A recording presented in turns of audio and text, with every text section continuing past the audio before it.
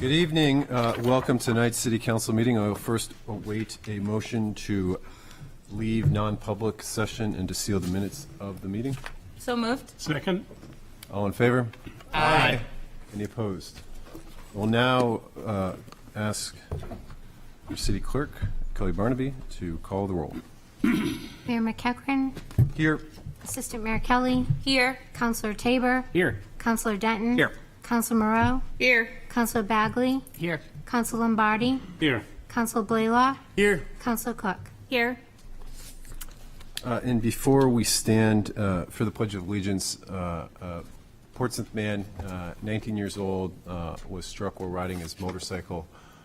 Many of you know him as a counselor at the Gundalow camp, Keyshawn Perkins, who was paralyzed. Our thoughts go out to him and his family, and know that there's a GoFundMe that is looking to raise money for his extensive rehabilitation that's ahead. So just to hold Keyshawn in your hearts tonight.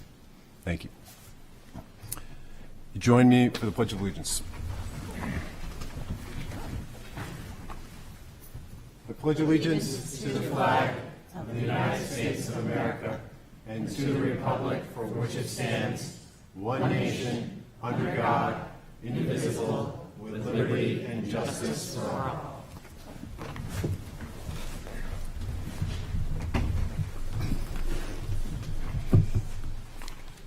We have one proclamation. It's always nice when somebody that you, well, she was the school nurse in New Franklin, Barbara Pambukas. She's a part of the Daughters of the Revolution and celebrating Constitution Week, reached out. Can you not hear me? How about now? Whereas the United States Constitution is the world's oldest and longest surviving basis for the government of a free and democratic republic, and whereas September 17th, 2023 marks the 236th anniversary of the adoption of the Constitution of the United States of America at the Constitutional Convention in Philadelphia in 1787, and whereas the President's proclamation of Constitution Week and its commemoration was established by public law in 1915, Public Law 915 in 1956 to encourage the study of the United States Constitution that resulted from the meetings of 12 of the states with George Washington presiding to create a new form of government at a time when the union between the states was unraveling. And whereas the Daughters of the American Revolution have championed the cause of devoting official recognition and ongoing study of this magnificent document, which is the foundation for America's heritage and way of life, and a reminding of our citizens of the responsibility to protect and defend the United States Constitution. And whereas the first three words of the Constitution, "We the people," affirms that the government of the United States exists to serve its citizens. Now, therefore, I, Dagle McEachran, Mayor of the City of Portsmouth, on behalf of the members of the City Council and the citizens of Portsmouth, do hereby proclaim the week of September 17th through the 23rd, 2023 in Portsmouth, New Hampshire as Constitution Week, and ask our citizens to revisit and reaffirm the ideals the framers of the Constitution had in 1787 by vigilantly protecting the freedoms guaranteed to us through the Declaration of our Rights and Liberties, given with my hand in the seal of the City of Portsmouth on this 18th day of September 2023. Thank you. Next up, acceptance of minutes. I'd wait a motion to approve the minutes of September 5th, So moved. 2023. All right. Second. All in favor? Aye. Any opposed? And now we have a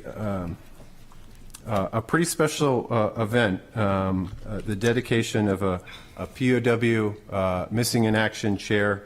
Robert, oh man, and I feel bad because McEachran's a tough one myself, and I didn't ask you how to, McGuigan, man.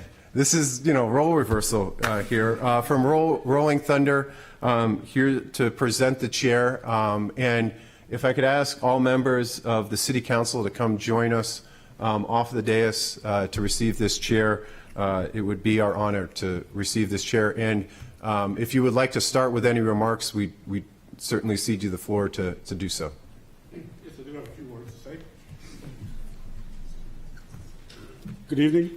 My name is Bob McGuigan. I'm a veteran and a member of the Rolling Thunder organization. I'm here today as a spokesman for Rolling Thunder. Rolling Thunder is a nonprofit, volunteer, national veterans advocacy organization, which, as part of our mission, is to publicize the POW/MIA issues to educate the American public that many American prisoners of war were left behind after all previous wars. We most definitely want to thank the mayor, the city council, and everyone who's had any work in the resulting erection and dedication of this memorial to our prisoners of war missing in action. As an organization, we are well aware there has been a great many people involved in this noble effort, some of whom we know by name and others who have worked behind the scenes that we do not know at all. Although we'd like to thank everyone by name personally, we are reluctant to do so at this time in fear of omitting anyone who is truly deserving of such recognition. So please, all of you who have any involvement with any kind with this project, please accept Rolling Thunder and my heartfelt thanks for participating in bringing this project to completion. We also want to thank everyone who's here tonight in attendance and have taken part of their valuable time to be with us for this important dedication of this memorial in memory of our prisoners of war missing in action. This chair and its placement have become known as POW Chair of Honors. This simple chair represents more than 80,000 prisoners of war missing in action. They also represent the families and friends of the men and women who have served and have not returned. It lets those mothers, fathers, sisters, brothers, daughters know that they are not alone in remembering those that they never heard from again. Who is to speak for the prisoners of war missing in action, as they are not here to speak for themselves? We want to emphatically let you know that in addition to the families, we are here as the voice of the prisoners of war missing in action. And this POW/MIA chair is an extension of our voices to remind everyone that there are more than 80,000 people who are in need of our help.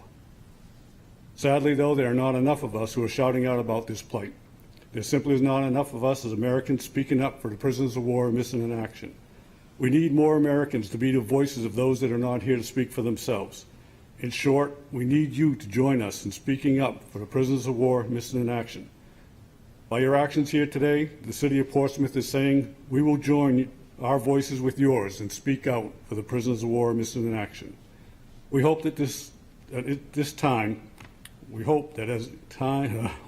each time people see this memorial, it will instill in them a desire to take an active role in pursuing a quick and positive resolution to the prisoners of war missing in action issues.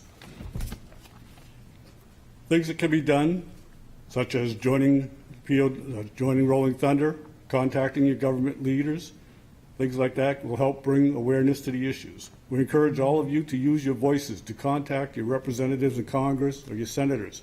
Speak to them and urge them to take whatever actions is necessary to bring our service people home. This unoccupied seat is forever dedicated to the memory of these brave men and women and to the sacrifices each of them has made in service to this country. Thank you all. God bless you. God bless America. And our time at this time is pleased to present POW Chair of Honor to the City of Portsmouth. Thank you, Bob.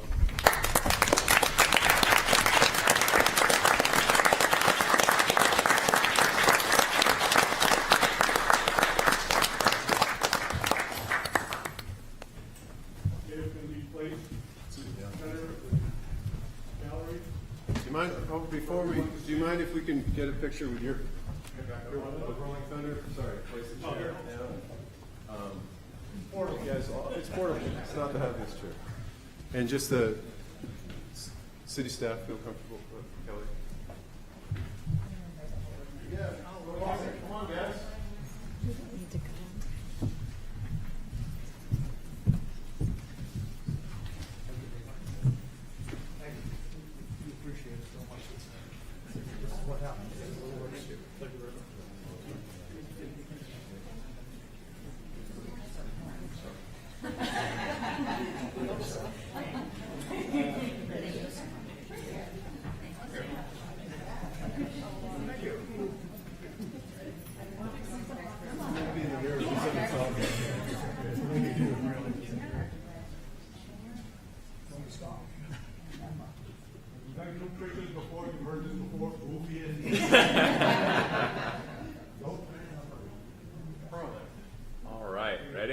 I'm going to take a few. So 1, 2, 3.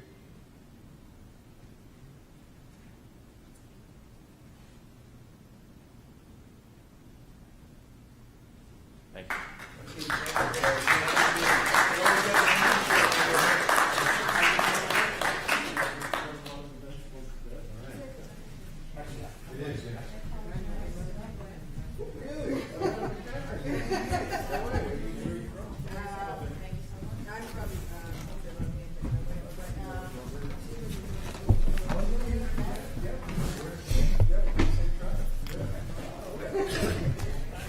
Same tribe.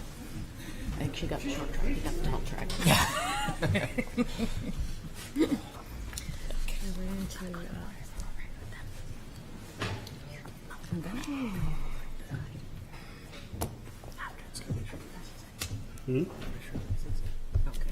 Thank you, guys. Thank you, sir. Thank you. We're going to leave and let you get on with your meeting. Your Honor, before the group goes, I would like to point out that September 15th, we recognize National POW MIA Recognition Day. So thank you for the timely gift.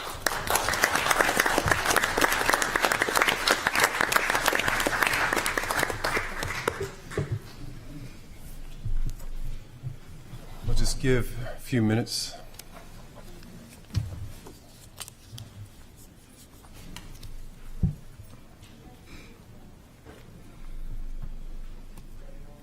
Next up on the agenda, the Economic Development Commission Outdoor Dining Report from Phil Cohen, Chair. Twice in 2 weeks, Phil. Twice in two, well, this is, feels good. All right. Good evening, Mayor, Assistant Mayor, and Councilors. Thank you for the opportunity to come speak with you tonight. I'm here on behalf of the Economic Development Commission, following up to a referral that you were gracious enough to send our way earlier this year.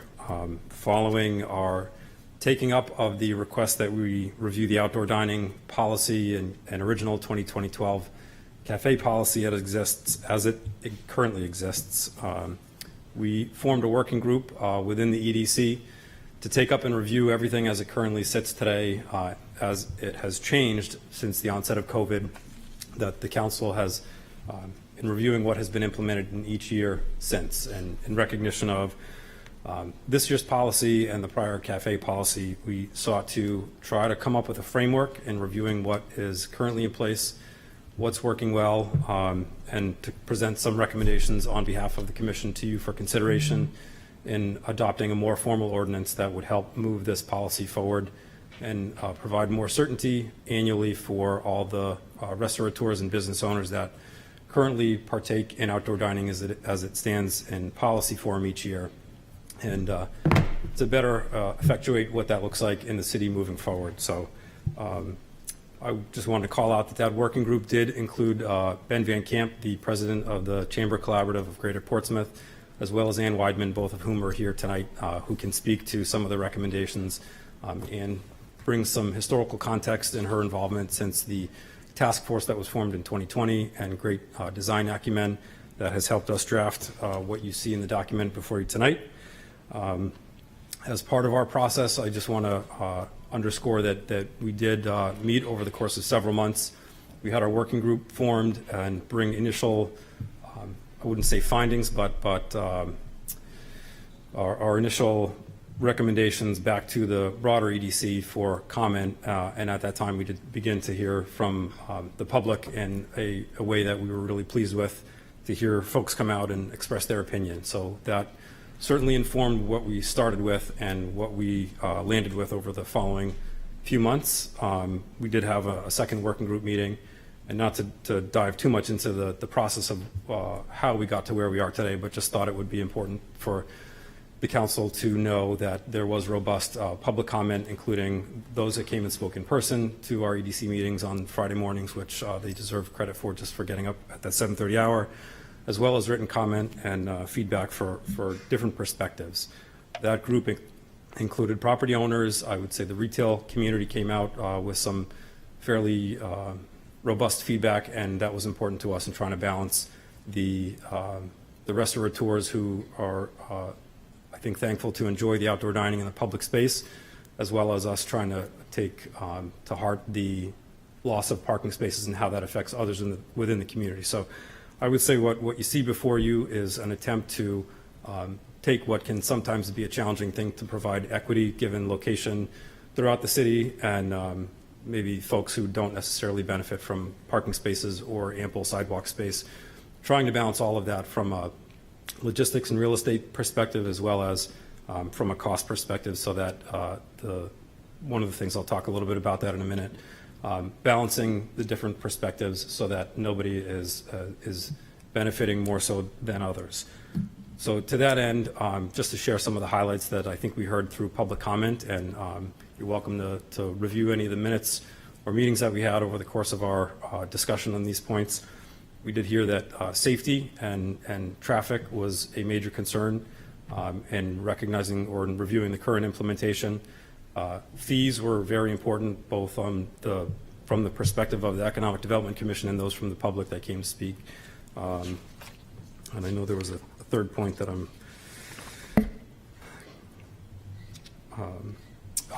and I would say quality of implementation was kind of another key point that we heard. So I would summarize that more on the design perspective and trying to recognize outdoor dining as it currently exists in the heart of our historic city, and that I think the city would be best served by having some uniformity and quality of materials and a more uniform implementation where possible. So you see our recommendations touching on those points. I guess it's important to highlight that it's the opinion of the EDC that outdoor dining has proven to be a vital part of Portsmouth's downtown experience and a contributor to the economic vibrancy of the city. Just want to call that out. I think the benefit of foot traffic and kind of a more organic streetscape where I think that goes back to early in COVID where people really enjoyed outdoor dining. That certainly has changed in implementation and quality maybe has morphed in the years that have passed. So I do want to recognize that that's the EDC's opinion that it is a vital contributor to the vitality of the city. And safety, certainly happy to answer any questions, but I think city staff was clear in their original recommendations as they were presented to the council. I think this year has given the public and those traveling into the city a chance to kind of experience in a more fully traveled city what losing travel lanes looks and feels like in highly traveled areas. So that has influenced what we've put before you tonight. And fee consideration, I mentioned that was another major point. So as what we've outlined here, we would recommend the fee committee be reviewing this outside of the ordinance on an annual basis to best capture the full cost burden to the city, including delivery of Jersey Bears. You'll see a special separate fee assigned to those that are requiring those as part of the implementation. So certainly recommend that you review more of this and come back to the Economic Development Commission with any questions you have specific to design questions. I do want to call out that we are recommending a uniform fee for both on-street and, or I should say, both in parking space and on sidewalk implementation, with a separate fee for those requiring the installation and removal of Jersey barriers. I think the fee part, I want to underscore that it was a major contributor as ensuring that the taxpayer is not incurring any of the economic burden for implementation of this. And because it is by taking the public realm space and allowing a restaurateur to essentially operate and generate income, thought that it was appropriate that the city be fairly compensated for the usage of that space, taking it out of the public realm. And it had not been, in our review of everything, updated in its original form since 2012. So there's a lot here. I think we've given this a fair amount of consideration, and just want to thank those from the public that came to speak. We'd be happy to review any further questions. I would also call out a couple of key partnerships that we're suggesting in moving this forward. Suggest that the fee study committee study and recommend a structure that addresses the fee considerations we've outlined. For the implementation of the design standards, we would suggest a consult with the Historic District Commission to ensure that materials within the Historic District Commission may be consistent with what would be fitting for that space, although we do recognize that it's a temporary annual use But I think that was another comment that we heard frequently as part of our review. And then just recommend that the city staff continue to implement the applications in the way they are currently on an annual basis.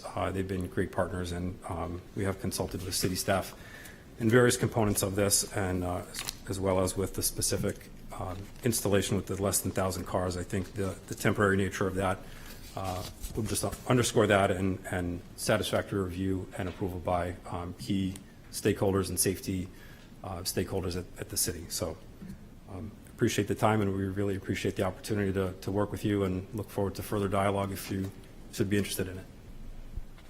Thank you very much, Phil. Any questions for Phil? Councillor Cook? Thank you, Your Honor.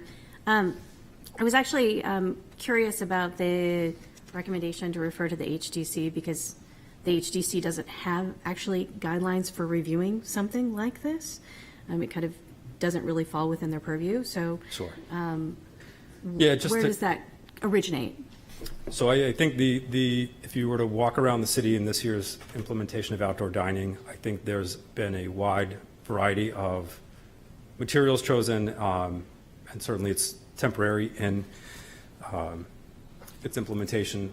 We are not recommending that the Historic District Commission be involved in the annual review application or anything. It was really more on a consult basis to consider whether these would be appropriate. We felt that we're not design experts on the Economic Development Commission, and we would highlight whether it's the Historic District Commission or not, that some design professionals be involved in reviewing or supporting what has been presented beyond ADA compliance and some of the key factors that we have within here. So there's not necessarily a formal body outside of that, and where it is in the heart of the Historic District Commission, if somebody were to put a permanent appurtenance on the exterior of a building, it would have to go through the HDC, I believe. So I think a work session would be something that might be appropriate for that, but not any formal adoption, ongoing requirement that they be part of review.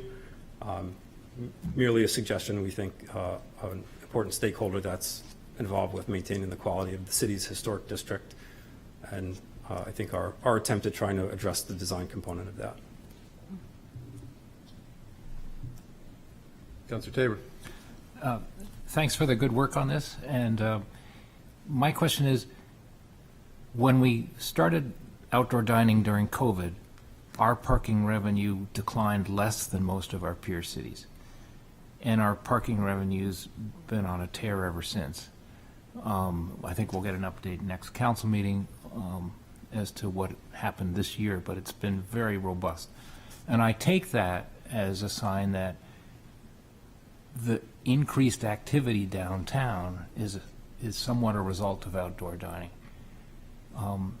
And you're recommending that we try and recover all our costs in this. But did you weigh the overall benefit? If we're getting millions in parking revenue as a result of this program, you know, I would hate to see us set fees to where, you know, we started to have 20% or 30% of the restaurants drop out. Did you weigh that at all? Did you do any sensitivity analysis of how high these fees could go before restaurants start dropping out? We did not. We think that that's a topic. We didn't have the full scope of the parking data available to us. I certainly would recognize that parking income has not declined over that time frame. I think there's been certainly a recurrence of or an increase in travel in the wake of COVID as things have returned back to normal, so that certainly contributed. I think we were looking at the reduction in inventory and trying to balance that for retailers and having a fair price point. I think if we were to look at the increase in parking and the revenues associated with that, either in the garage space, and certainly our view is that losing those spaces drives folks to park in something like Foundry or other spaces further, encouraging more walking. We view that as a positive. But I think we need to recognize the income we would be collecting from fees as an offset to those parking spaces, but that parking inventory coming out altogether as a way to try to balance that and provide some equity to those who aren't able to participate, namely the retailers, by utilizing a space where it might be lost otherwise. So That's a good certainly fair point. Thanks. Councillor Moreau? Thank you. If you could just expand a little bit more on what you looked at when you're talking about the one exception to travelways. Sure. Because I think if the restaurants that are actually using those were also part of the conversation, would be really good to know that information. Yep. So I think where we started was effectively looking at adopting outdoor dining as it exists this year, with all uses in on-street dining and trying to find ways to memorialize that. As we went through and reviewed safety, heard from the public, and recognizing the implementation in very close proximity to sidewalks in some cases, making clogged intersections a little bit less safe was our view. Taking a step back and determining that some places likely are not the best fit for implementation in that form. I would call out that we think in future visioning, if we were to change travel lanes and widen sidewalks, we'd certainly encourage that as the best way to review that. But for exceptions, there's very few that would fit that today, clearly, but there's also potential for change in use in certain spaces over time and other streets that would likely fit the less than 1,000 car recommendation. So it was something that we looked at. We looked specifically at Dwyer's Pub and reached out to the fire department for feedback and opinion, and we received some, I think, very complimentary information about how the implementation as it stands today at the end of the season as compared to where it was at the beginning of the season, and involvement of city staff, and making that truly a temporary closure of that street that reopens nightly, that can be broken down and modified in a matter of minutes for safety. So I would say that there was one that fit that.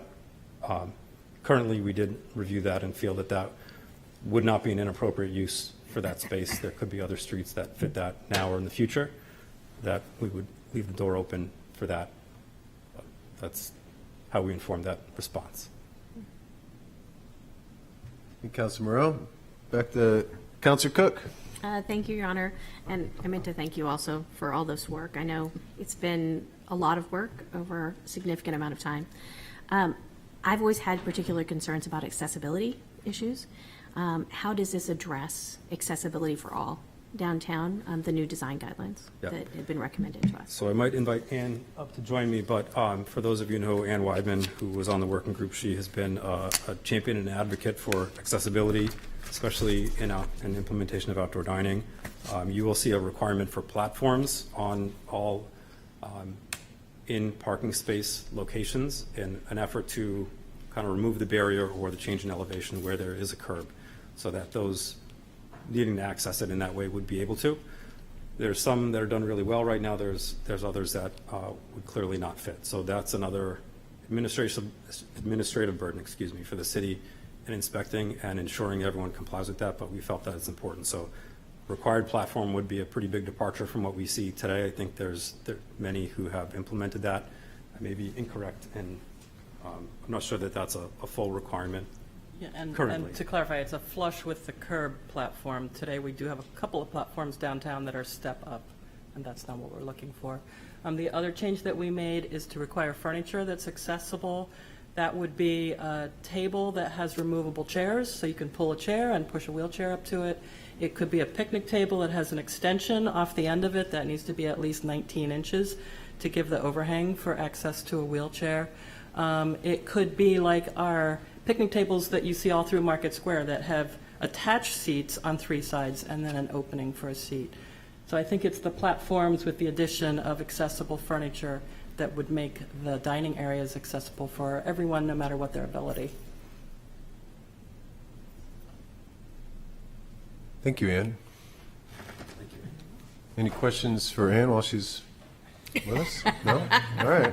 You got off easy. That was great. Any more questions for Phil and the EDC? Any other comments you'd like to make? No, we appreciate the opportunity to kind of solidify our partnership with the council. As the mayor said, we're happy to be back twice in 2 weeks, so I'm eager to continue to work closely with you and are happy to support you as you take this up and consider it as a council. Thank you very much, Phil. There was one more. Councilor Bagley? Well, it's not a question. I was going to follow up with a comment and possibly a motion. Okay. So I'll make the motion first. I thank you for all the hard work here. I think it's a great framework. What I would propose is that we refer this framework to legal to come back to council with a draft ordinance for council to evaluate. And if I get a second, I'll speak to it. Second. I think, by and large, this is a great proposal. It kind of addresses a lot of the chief concerns. I think the platforms and the accessibility improvements are great, but now we have to take this very detailed report and turn it into ordinance that can go through 3 readings. And I think trying to do that here at the council level may be challenging, where legal department might be able to draft something for us to evaluate, and if we want to make some adjustments, we could do at that time. Any further discussion? Councilor Moreau? I have no issue with that, but your intention is that they revise the existing policy as well as part of this, correct? My intention would be that this would supersede everything, so we start kind of from scratch. This motion would replace the 2012 ordinance as well as what we're currently working with. Right, because I think we just have a policy now. I just want to make sure that we're taking that into consideration so that we don't have anything conflicting. If I might just comment from the EDC's perspective, if that's appropriate. So I would say that is what our intent is within this document. We're suggesting that the 2012 policy be superseded with several of the key components of that adopted into a final ordinance so that it ceases to be a policy and moves forward as an ordinance more formally. So thank you. And just as a point of clarification, this would, of course, all be for in the future. We wouldn't change anything in the few short weeks we have left. Any other comments? Well, I will, what I was about to say in closing, we got a motion, we got it seconded, and we'll have a vote, probably passes. But just want to thank the EDC, members of the EDC, both council and those that are appointed. It's a lot of work. And I think you saw just how passionate a lot of people are about this. I really appreciate the amount of time, and I think all Portsmouth appreciates the amount of time that you gave to the topic. Heard from a lot of people.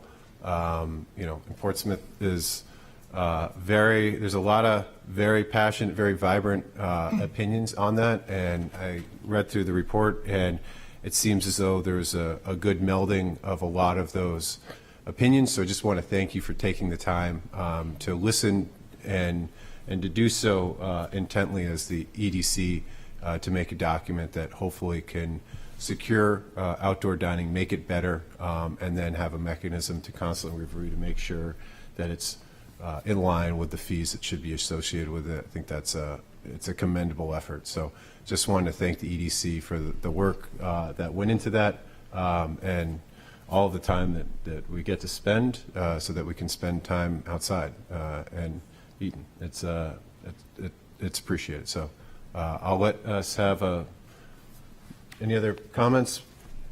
So the motion is to send to legal for review to bring back for first reading. All in favor? Aye. Aye. Any opposed? Thank you very much. Thank you very much, everyone, for your work. Your Honor, I'd like to suspend the rules and bring forward an item. Okay. Is there a motion to suspend the rules? Motion to suspend the rules to bring forward item 15 under Councilors Moreau, myself, and Cook. Okay. Second. Is there any discussion? All in favor? Aye. Okay. And Councilors Moreau, Cook, and I were invited to the New Hampshire National Guard refueling wing for a dedication of one of the planes there. It's a KC, I wrote this all down. 46A. 46A, which is based on the Boeing 767 plane body. It's the first one, or the New Hampshire Air National Guard is the first and thus far only air wing that is utilizing this aircraft. And they have a special plane that is named the Spirit of Portsmouth. And it's one side it has in large letters, New Hampshire. On the other side, it has Live Free or Die. And the tail of the aircraft is painted quite specially with, I would call it like a Minuteman soldier and kind of the stars and stripe in the background. It's a really spectacular looking plane, and they'll be taking this plane all around the world for different air shows to show the exhibition of all the good work that the men and women of the Air National Guard do. And I think it's a great honor for Portsmouth that it is named the Spirit of Portsmouth. And as part of that honor, they gave us a piece of the plane. Not the existing. It's not from the actual plane. It used to Just be. a Yeah, piece. it was of- originally part of the plane. They've assured us that they've replaced it with a new piece, but it has some data on it, and they've attached a wire here, and we're going to hang it, I believe, in the Portsmouth room so that everybody can see the continued relationship and strong relations that we have with the Air National Guard on Pease and the City of Portsmouth. Councilors?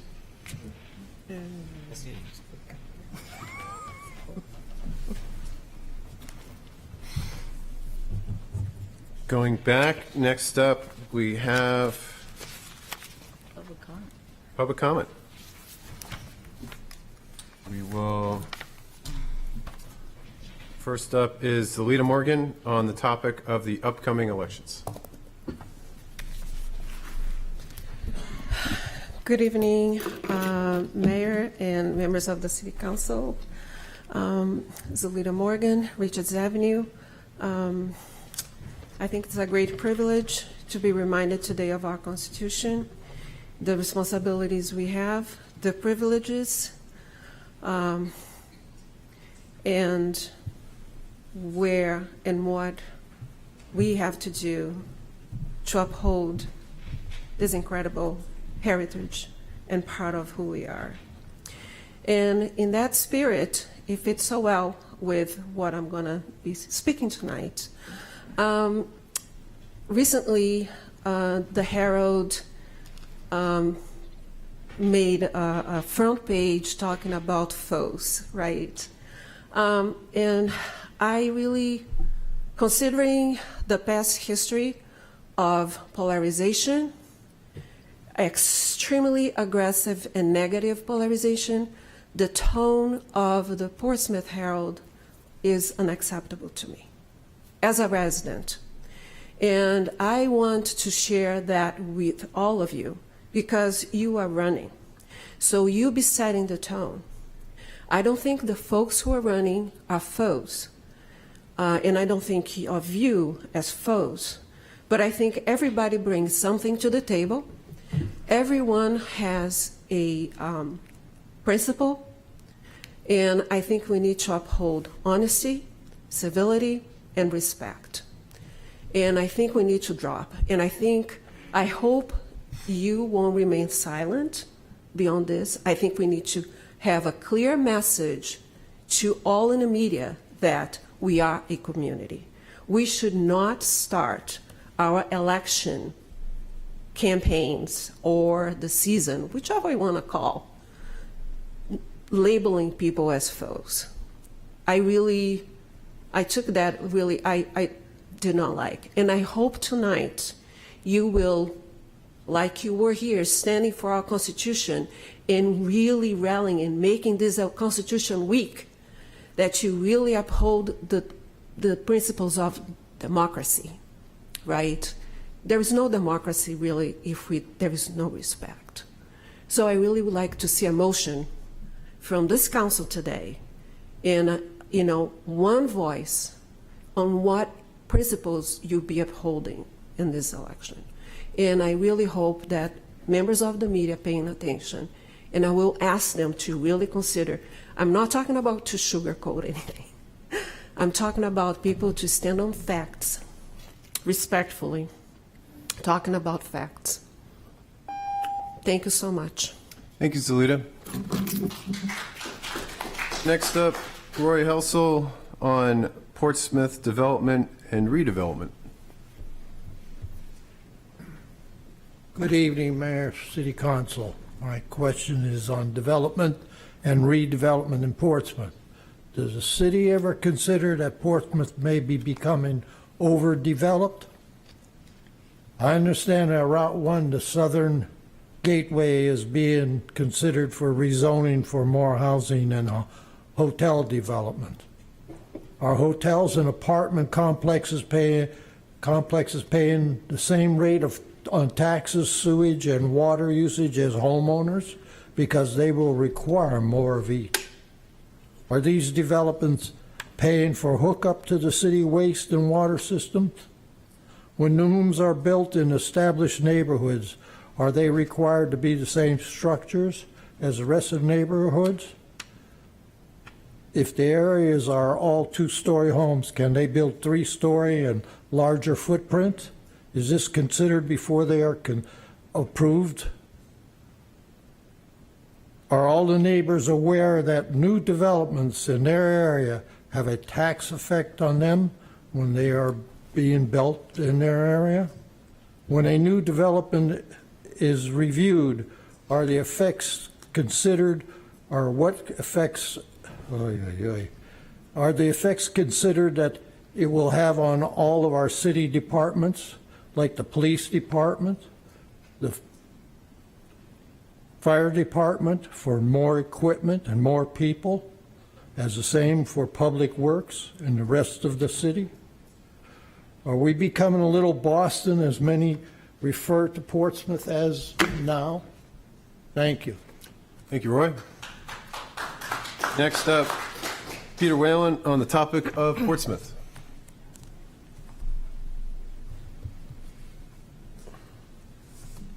Good evening, Mayor McEachran, members of the City Council, City Manager. My name is Peter Whalen. I live at 100 Gate Street here in Portsmouth. Mayor McEachran, I'm anxiously awaiting your update on the McIntyre. I spent a lot of time working on that. Hopefully, it's good news for the residents of Portsmouth. It seems to me we're at a crossroads here where either our legal partners in Washington are going to try to stop the sale, or you're just going to let it go. But I would remind everyone here that we have a congressional delegation who certainly is more powerful than any K Street lobbyist, and that's Senator Shaheen, Senator Hassan, and Congressman Pappas. They should be here. They should be advocating. They should have a war room. This building and property is a 100-year project for the citizens and the residents of Portsmouth. It's our most valuable piece of property in the city and probably in the state. That property, actually, some of it was taken by eminent domain from the residents of Portsmouth. Mayor McEachran, I urge you to have a special meeting on this important piece of property here in Portsmouth. The silence is deafening on McIntyre. Deafening. And everyone knows it. I know everyone's tired of it, but I'll repeat, this is the most important piece of property in the state of New Hampshire and the city.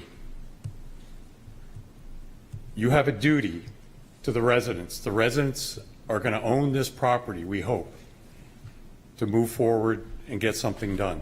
That's your duty. The other thing I want to talk about is we paid Redgate Kane $2 million. There's been no update on that lawsuit from this council or from legal.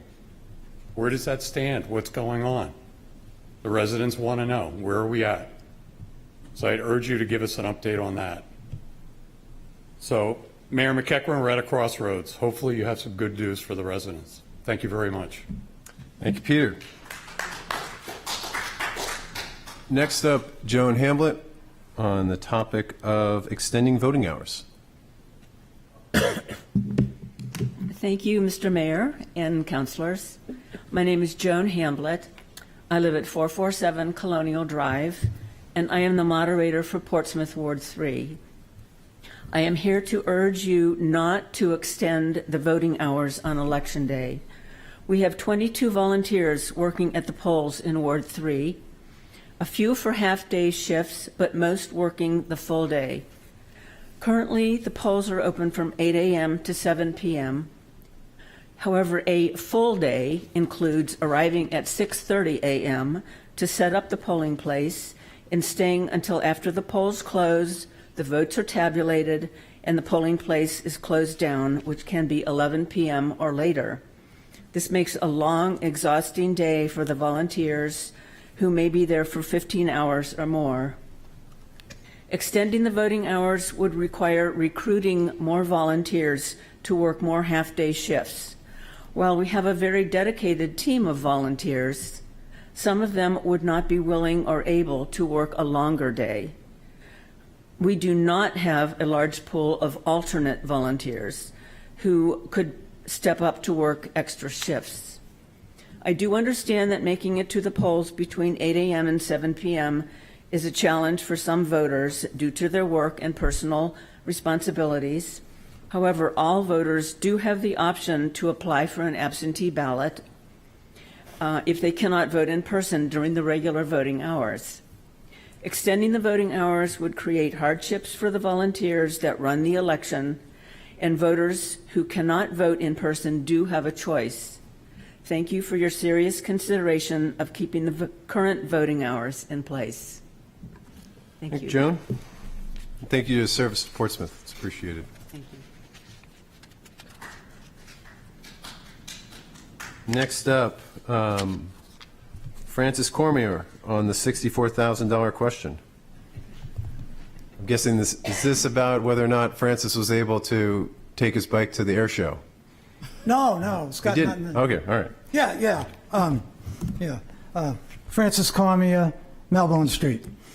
The $64,000 question. If you've been following the science of political correctness, you may have noticed that one of the most recent discoveries is that men can get pregnant and have babies. Okay, I'll play along with this silly little game. Let's take a look at the history of birth certificates. Well, look at here. We actually do have the written record of a man having a baby. Needless to say, it was a cesarean section.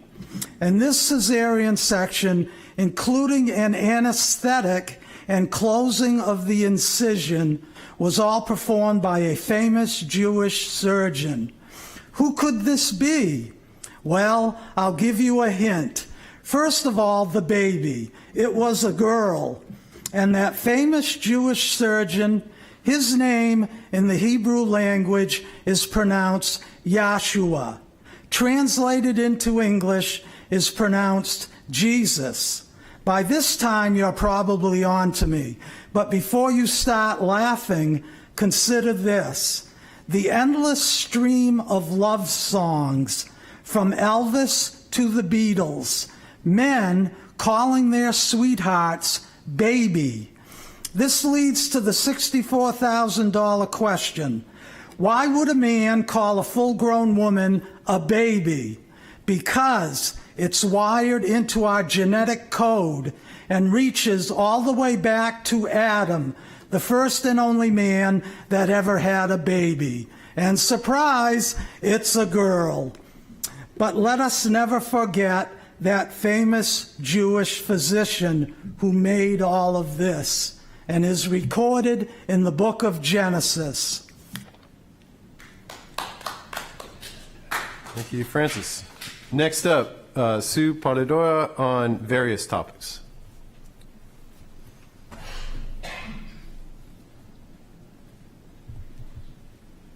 Hi, good evening. Sue Polidora, Middle Street. And topic number one, I just would like to expound on your proclamation tonight about Constitution Week. The Constitution didn't mention that the signer of the Constitution who was there to sign it on behalf of New Hampshire is John Landon. He used to live on Pleasant Street. His house is there today. It's a museum.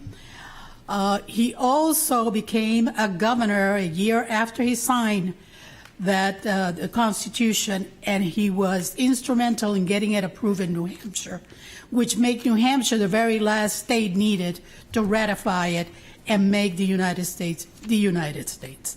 His name is John Landon. He was governor of New Hampshire 3 times, first senator for the state of New Hampshire. So that is missing from that proclamation. Just wanted to add it in. The other is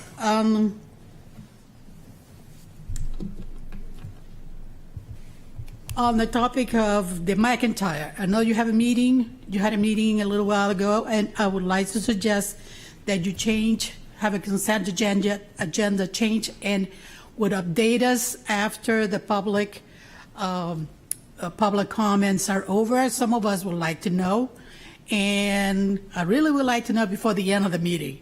So I may take, a little bit of the wind out of your sails. Hopefully it's good news, but I would like to know before the end. The other issue I wanted to talk to you about, I know that you will be looking into the ethics proclamation, and not a proclamation, but the new ethics ordinance that you're thinking about introducing. And there are some problems there. I'm easily confused. I mean, I'm more of a historian than anything else, and I'm kind of confused when I don't see something that is straightforward.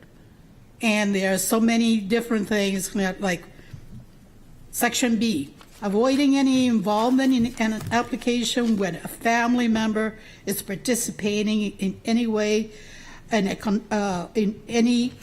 connection with this application. So what's that going to mean when you have someone that is in the city council and their spouse is on one of the land use boards? How is that going to work? What about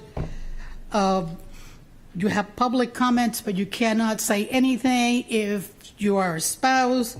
The hearing that matters, issues that are pending before any public body of which they are a member. Well, I recall the last city council, there was a councilor that actually stepped down from the dais and came to the podium to speak as a citizen. So that means that they're not going to be able to do that. I would urge you to just look at that again. There's too many questions about this. So thank you so much. Thank you, Sue. Next up, Irish Mike on the topic of 9/11. Good evening, Michael Harden, Orchard Street. 9/11 just passed, and I think everybody pretty much knows where they were on that dreadful day. Like, I remember I was in a hotel, I was walking down the hallway, and the maintenance man was in room 310, I still remember it, and the first plane had crashed into the Twin Towers, and then we watched as the second plane crashed. And then a little while later, the third plane crashed at the Pentagon, and the president back then, he was bunkered down, I'm not sure where, I think Camp David, and the Secretary of Defense was at the Pentagon, and the only one left at the White House was the then Vice President.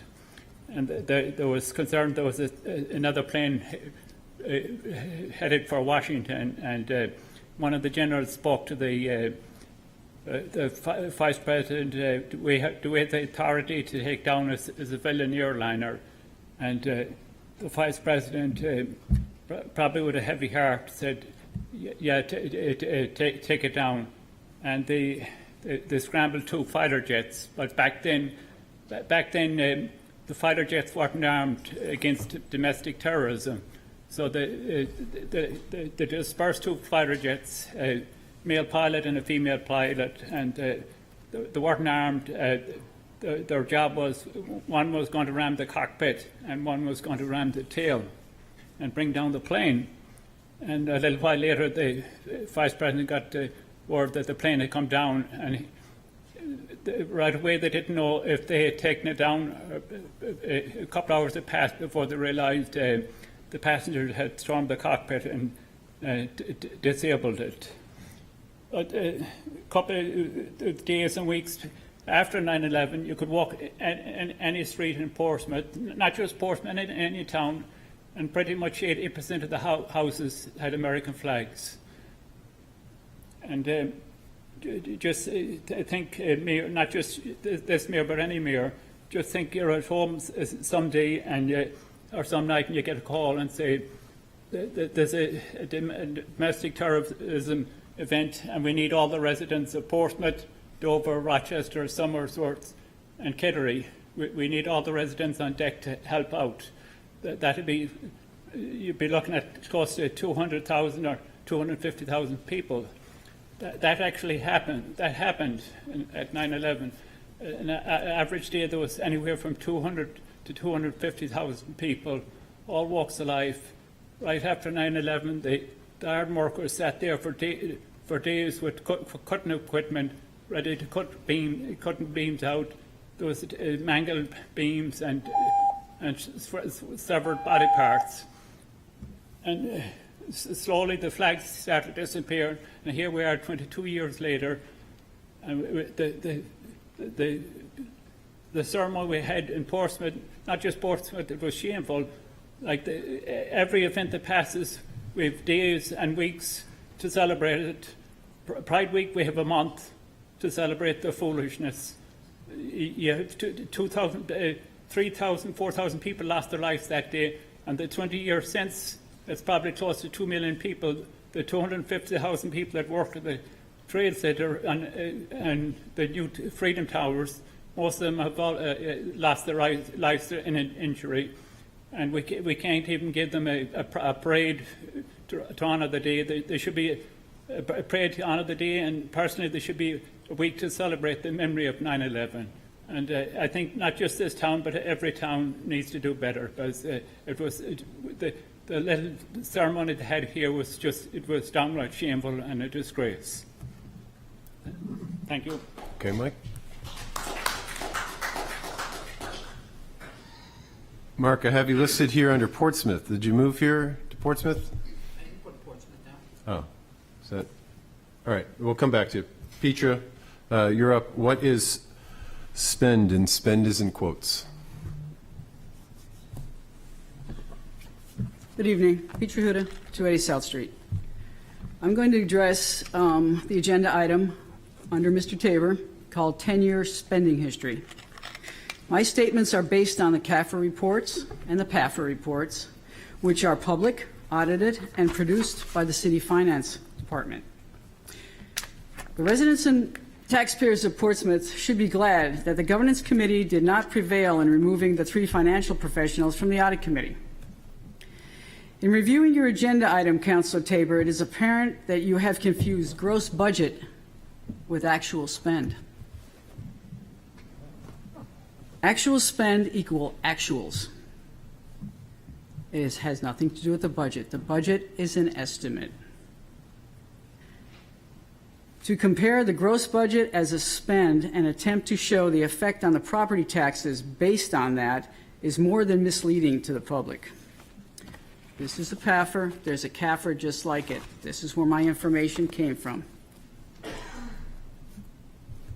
If you are attempting to somehow show that the City Council did not pass the largest budget increases in the last 10 years, at least use the numbers that the City Finance Department has reported in the public PAFRs and CAFRs. Your attempt to increase the spend in the prior council from last year from 123.2 to 126 in the FY22 budget is not valid. Per page 35 on the FY22 CAFR. And we all know we're talking about the skateboard park. This was a supplemental appropriation. A supplemental appropriation expires at the end of a fiscal year. So I urge you to go to the FY22 budgetary highlights where we have a surplus. And on the bottom of the page, on the top of the page, it actually describes the surplus. Operating expense had a positive variance of $1,435,258. Non-operating expenditures resulting in a net positive variance of $2.986 million, mainly attributed to Rockingham County City Tax. And the second item is $2 million from an appropriation from the skateboard park construction that will not be utilized. It was never utilized. It was never spent. So I urge you to be truthful when you're saying this and use the information that's provided you by our staff. Thank you. Thank you, Petra. Next up, Esther Kennedy on spending.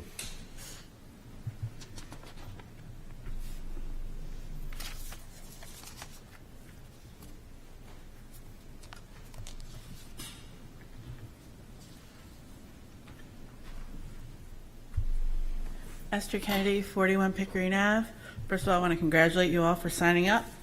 I think Congratulations yourself, Esther. Oh, thank you. I think we have a bigger issue here. Mr. Tabor, or Councilor Tabor, has brought up a graph, which we looked at, and some figures over 10 years. But the problem we have is that this council brought 36 employees forward, positions, and all those positions are going to cost us a lot of money going forward. The other difficulty this council has that has not been addressed is that we're going to have the water line, which came at a significant higher amount than the $8 million that was already put in place for it. We have a second sewage plant out at Pease, and we know that Lonza is no longer going to be part of that operation or is not going to need to contribute as much, yet that still needs to be upgraded. We have pumps that we heard of Wastewater 101. Now, I've been at Wastewater 101 100 times. It seems like we should be at Wastewater 224. But we have pumps that still have to be replaced at a huge cost. We have parts out of the plant that are down. Our infrastructure needs help. And so I guess we're talking about 10 years, and yes, this council has made a significant increase into our budget. There's no doubt about that. You look at 10 years, and these last 2 years have been the most. But I think the problem is even bigger than that.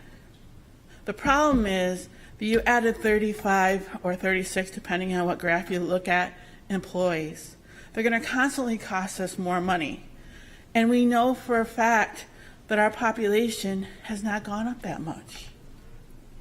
We know for a fact that we're going to have an assessment take place.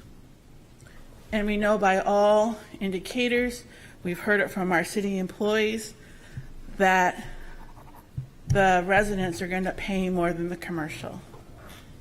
So I saw what Mr. Councilor Tabor is bringing forward, and that's just a little piece of the puzzle. But I ask you to truly dive into the whole puzzle. And you're going to have to really ask yourself, why did we add all these employees? And they weren't for fire or police. They were for management. And why did we do it? Thank you. Thank you, Esther. Next up, Paige Trace on the topic of Portsmouth.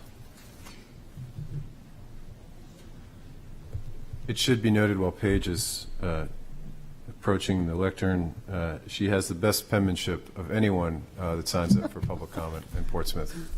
With all due respect, thank you, Your Honor. Paige Trace, 27 Hancock Street. And in full disclosure, I too am running for City Council. Congratulations. Thank you, sir. Councilor Tabor, facts do matter. And the truth must obviously be living in the 64 non-public meetings you all have held since taking office. Let's start. You had your graphs produced by the City of Portsmouth Finance Department to present what you call facts. So our tax dollars were used to help you present your point tonight. I understand that. Even the political action group that you were in the past associated with, probably still are, states that. You also used 2 audited budgets of the previous council that I sat on to lower the outcome of your so-called facts. Fact, Councilor Tabor. Using the Beckstead Council's figures from those budgets was the only way to create a graph that would get you to lower figures. Fact, Councilor Tabor, your current budget sits at approximately $142 million. That's a $20 million increase in 2 years. From 2022's $122 million Beckstead budget, you amended it when you were sworn in. All of you did by $1 million, so it became $123.2 million. In 2 budgets, you've added $20 million. That's unsustainable in any small city. Fact, World Population View cites Portsmouth's population at 22,277 in 2021. The U.S. Census Bureau cites Portsmouth's population in 2023 at 21,897. Fact: our population appears to have declined, while this council has increased the gross budget by a staggering average of 10% annually. That's a rate far above the rate of inflation. You increase City Hall by 35 new administrative employees in 2 years, while Portsmouth's population declines. That's taxpayers' hard-earned money that you're spending. Councillor Tabor, the PAC Progress Portsmouth posted your graphs saying facts matter. Well, to you and everyone in this council, as a member of Mayor Becksted's council, I, for one, do not care for you using our hard-won budgets worked on during COVID to massage the figures in your 2 budgets to hide your massive increases. And I do not like my tax dollars being used by the city to help you create a less than factual message when you and every councillor up there is running for city councillor. That is not good governance or good government, sir. Thank you. Thank you, Paige. Next up, Peter Harris on the ethics and outdoor dining, ethics ordinance and outdoor dining, I think. Good evening to the council. Peter Harris, 249 Islington Street. So I want to speak related to the ethics ordinance change, but in relation to outside dining and recusals. I think there's been, when legal is up, a suggestion of this being okay, public perception has meaning though. We vote, we put the council as residents into office to run our city. The last meeting, Councillor Cook stated that there was nothing wrong with the current policy, and but there was some tweaks which I think are valid and necessary in the new ordinance changes. That said, your action in voting on changes related to things when it came to ethics and outside dining, it doesn't seem that you're declaring yourself to ethically to do the right thing. We see you, while you think you're setting policy and acting ethically, we see what you are. You're voting on decisions which financially impact positively or negatively your business. If you are voting, if you own a business and you are on the council in related into dining, as Councillor Kelly and Councillor Blaylock are, when it comes to vote on those things, if legal says that you can, there's no reason to recuse yourself, think of that. Put yourself outside in someone else's shoes that is in the city as a resident watching that. You own a business. Your business is impacted financially by the outcome of that vote. And we see that.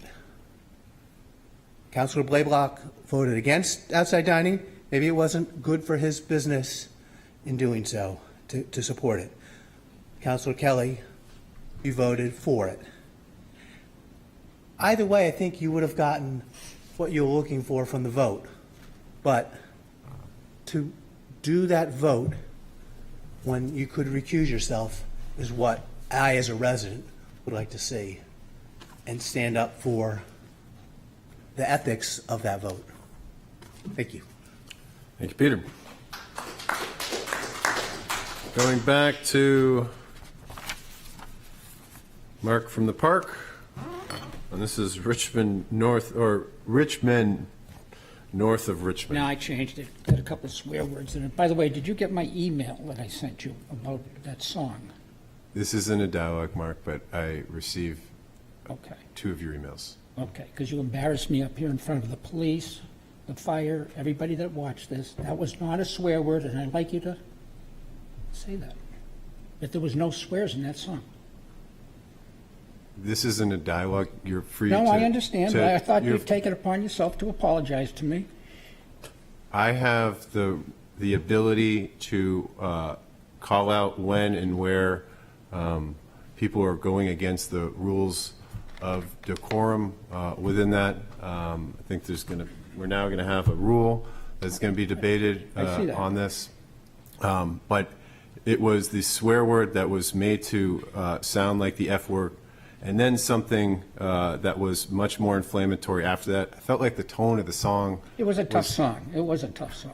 not necessarily a council It was chamber about song. American flags, just sung a little differently. Okay. But there was no swear words in there. And Mr. Denton, I see you got something here on the schedule. Are you trying to silence me? You don't like my music? I know you're not going to answer. You're not supposed to talk to me. But I see it right here. You want to add, let's see, what's it say? Amend Rule 43 by adding between the 4th and 5th sentence a new sentence that reads, "The playing of music, videos, or the recordings of others is prohibited." Don't you like my songs? All right. I toned it down. I was going to play that one for you. It's the #1 song on the charts, but I'm going to change it up.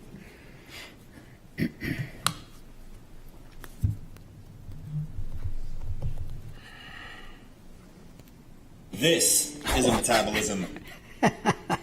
This. Hold on. I didn't know I was going to get a commercial. No.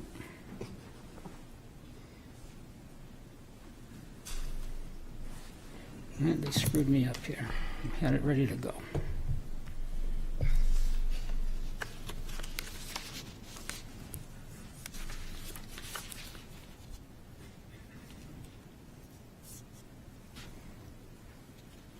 No, that's not it either.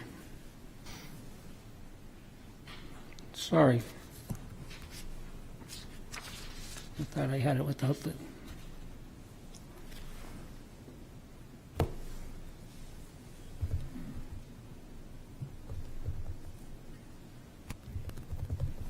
No, I can't get rid of the commercials. Sorry. Let's try something else.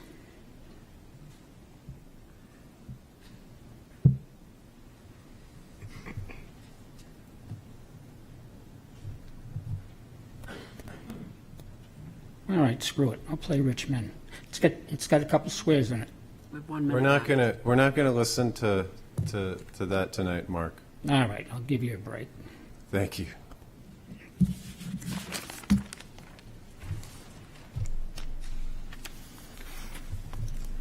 I see that there's one hand on Zoom. I don't think we can, we have one more speaker in the audience that would like to speak. Anybody else? Just raise your hand. All right, former Mayor Beckstead, 3 minutes. Sorry I couldn't be here 15 minutes before to sign up, so I figured this is probably the easiest way and wait my turn. Rick Beckstead, 1395 Islington Street. Everyone else was doing it, so to close, I'm running for city council. Congratulations. Thank you. So the first thing I want to go and say, and I was actually kind of pleased to be able to see the presentation from Councilor Monroe, from Councilor Bagley, and from Councilor Cook about the KC-46s. So, and I see that they actually had gone and give you some type of a plaque. He said from the plane, I think it was, that's actually going to be hung in the Portsmouth room. I'm assuming that's the Portsmouth room, where conference room A, or if it's going to be back out here where it always was. So I would ask that Mayor McEachran, in your office, you actually hold a plaque that I received when we were honored with the planes being named. It's not just Portsmouth. So what was kind of cool about this, only being one of the first ones in the country, was that every county actually got one named after them, in each one of them. And what is important is Portsmouth and Newington each got their own separate individual airplane, which I don't think a lot of people know. So the plaque that I'm actually talking about in the mayor's office is one with all the planes that are lined up, And I left it because it belongs to Portsmouth, and I think it would be great if it was actually hanging with that, because it did come from the same organization and group that serves our community so well. So I've said something nice, and I'm not going to not say anything nice. Again, I'm going to ask the question. It's been brought up time and time again. There's $2 million that are missing from the skateboard park. This council went and took it upon themselves in April of last year to go and bond $1.8 million and an additional $1 million on top of that in January of this year. $2.8 million. On the books, that goes and shows that's closed out for the year. There is $2.2 million. And again, I know 200,000 of that got used for the engineering. There's $2 million missing. The residents of Portsmouth deserve to know where that money was spent. While I was going through that, one really important thing I saw too was we actually get bond premiums when we bond.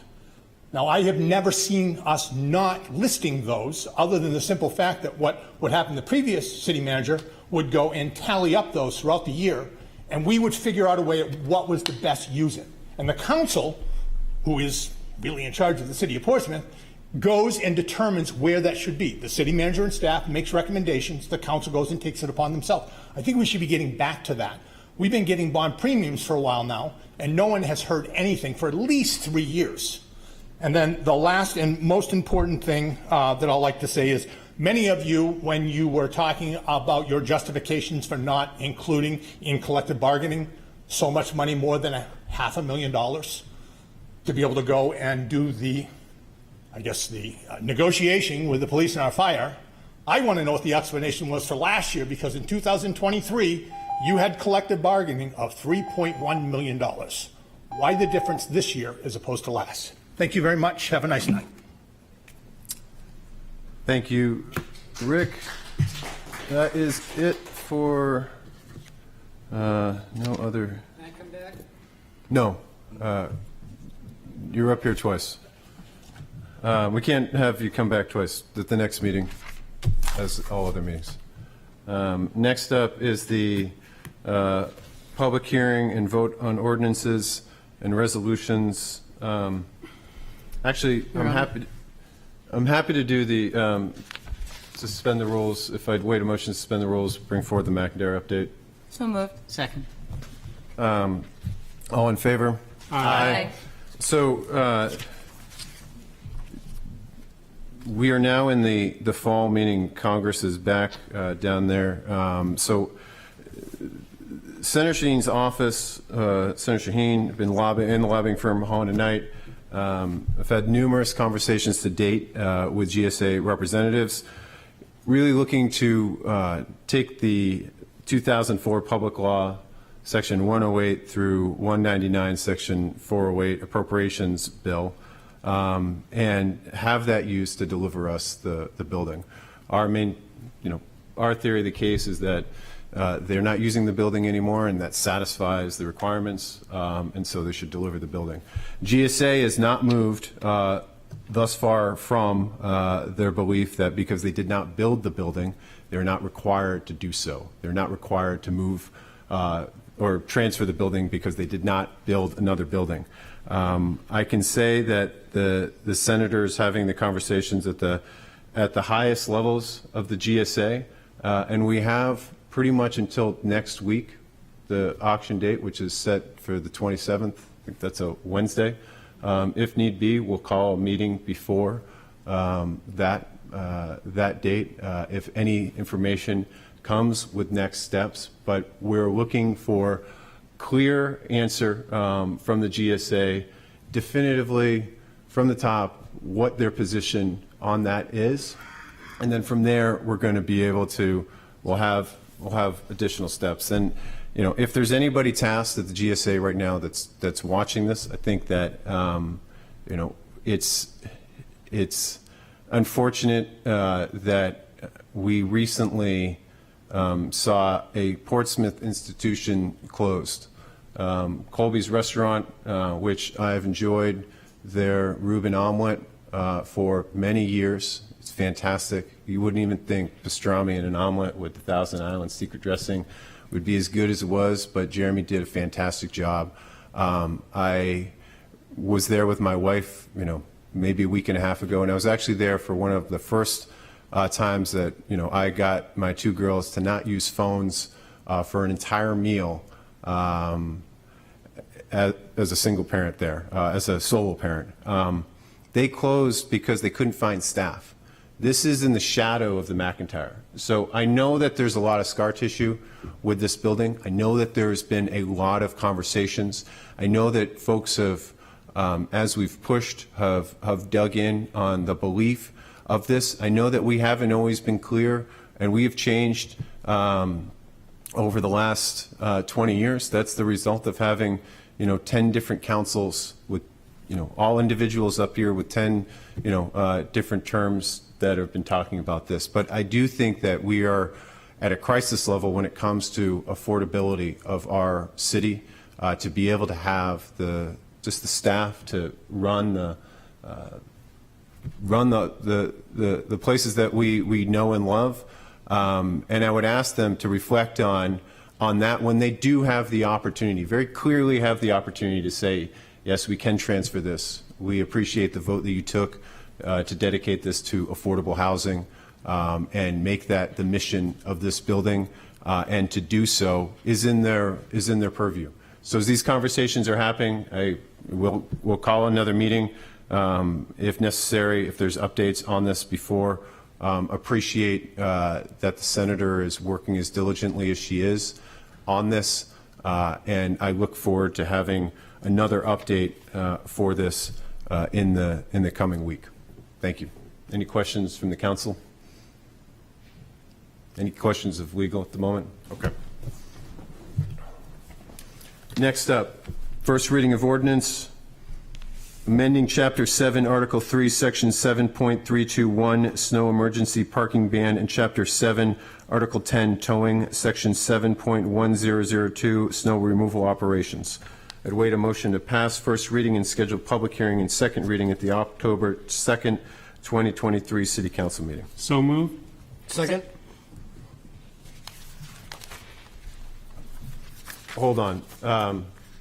Sorry, I don't know how to do this, but I forgot to mention one aspect of the update. So, Kelly, can I just? Yes. So one thing that they did state is that there is no reserve for the building, and this is, they have one bid for $5 million right now. There's no reserve for the building, and what they told us unequivocally was this was a $20 to $25 million building. They would not accept any offers below that. Right now, the only offer is sitting at that. That obviously is, for everyone up here, I'm sure everyone in the audience, everyone that has paid attention to this is incredibly frustrated by that. That is going to be weighing in all of our decisions as it moves forward, but we have not yet got any word from definitively from the GSA around that. But want to make sure that that was shared as well. So back to the first reading. We have it motioned and seconded. We have no presentation. All in favor? Aye. Any opposed? Next up, public hearing, second reading of ordinance amending Chapter 1, Article 8, Code of Ethics, Section 1.802, Conflicts of Interest, amending subsection 4, Gifts and Favors. No officer or employee shall accept any gift over $100 per calendar year. I'd wait a motion to pass second reading and hold third and final reading at the October 2nd, 2023 City Council meeting. So moved. Second. Any discussion? Councilor Cook. Thank you, Your Honor. The amendment you have in your packet addresses the concern that the council expressed at the last meeting and the last time we held second hearing. So I think that change was made, and legal counsel drafted that change and made sure that it reflected the concern of the council. And so that's what you see in your packet. Any other discussion? Councilor Bagley. Thank you, Your Honor. I want to commend the governance committee for coming up with this motion. And, if you see a problem, you should always offer a solution. I know I could not come up with a better ethics ordinance. However, I'm still unable to support it because I do think it's just too cumbersome for what it needs to do. Thank you, Councilor Bagley. And just a legal inquiry. So, the ethics, it's always pretty complicated. I think the thing that a lot of folks at least reached out to me at the end of last council term was what happens when our state RSA says that you can't vote for yourself in quasi-judicial things. We had a situation where somebody was found guilty of an ethics violation, ended up voting for themselves.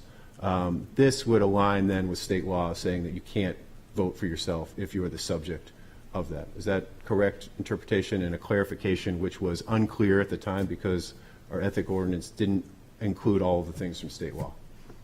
So this states what state law is and what is generally acceptable as ethical behavior for any quasi-judicial board. Any community board acting as a judicial body should follow the basic rules of recusal, which are you don't vote on a matter that you have a personal stake in or a personal interest in. Okay. Any other conversation or questions, comments? Councilor Moreau. Not so much a question, but more of a comment. There's been a lot brought up about not hearing on family members for applications, and I think that what they're missing is the application. We're talking about applications in front of land use boards, so that someone that actually sits on that board isn't hearing something that they have a family member has an interest in. That's what we're talking about, is specifically applications. Yep. Any other questions or comments? All in favor? Public hearing. We're on the second reading again. Okay, that's right. All right. Time for the public hearing. Approach to the lectern. Speak to, for, or against this.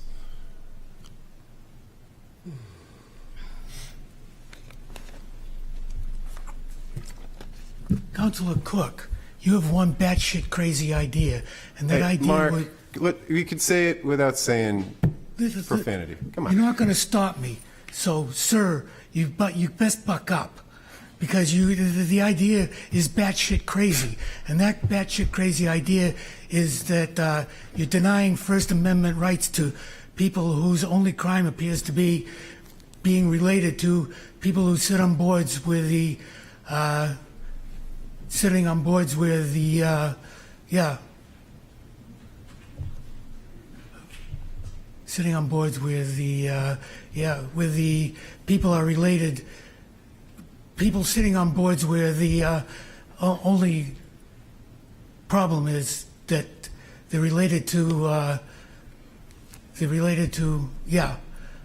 I'm sorry, but related to people who okay. Is he all right? I'll start again, but without the batshit crazy. But the people are related to board members or people who sit on boards where the jurisprudence principle applies. And Attorney Murrell, what do you think of the denial of First Amendment rights? And perhaps you need to call someone, call a friend. Thank you, Mark. I was going to call an ambulance. Any other speakers?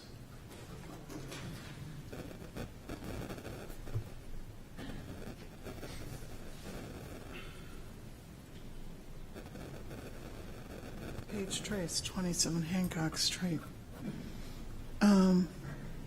In some ways, I'll pick up where Mark left off, and I will also speak in defense of Councilor Moreau and Councilor Bagley, because they are the two most obvious people who are affected by your amended ethics governance. Councilor Moreau has a spouse. They both sit on land use boards. I'm sure, like any spouse, any couple, they speak together at night. But that doesn't mean that Counselor Moreau can't come here and act and behave in the manner of being an adult, or that she may have a conversation respectfully with her husband, and her husband can't come and be an impartial person. Your acts and your written governance is affecting their ability to work for this city as volunteers. That is wrong. Respectfully, I thank you, Councilor Moreau, for the time that you give as a volunteer and that of your husband. Councilor Bagley, you have family who are both older than you, sometimes I think wiser than you, although respectfully, you may not agree with me, and they sometimes share their wisdom of the years that they have with this council, and they shared it with our council. You shouldn't be penalized, sir, because of their wisdom and their ability to share. Councilor Cook, your ethics governance, trying to rewrite the entire ethics for this city, does Councilor Bagley an injustice. Madam, you are incorrect, and it does tread on the right of freedom of speech and the First Amendment. Please consider that and readdress what you're trying to put forward before this council. Thank you. Thank you both for your service. Thank you, Paige.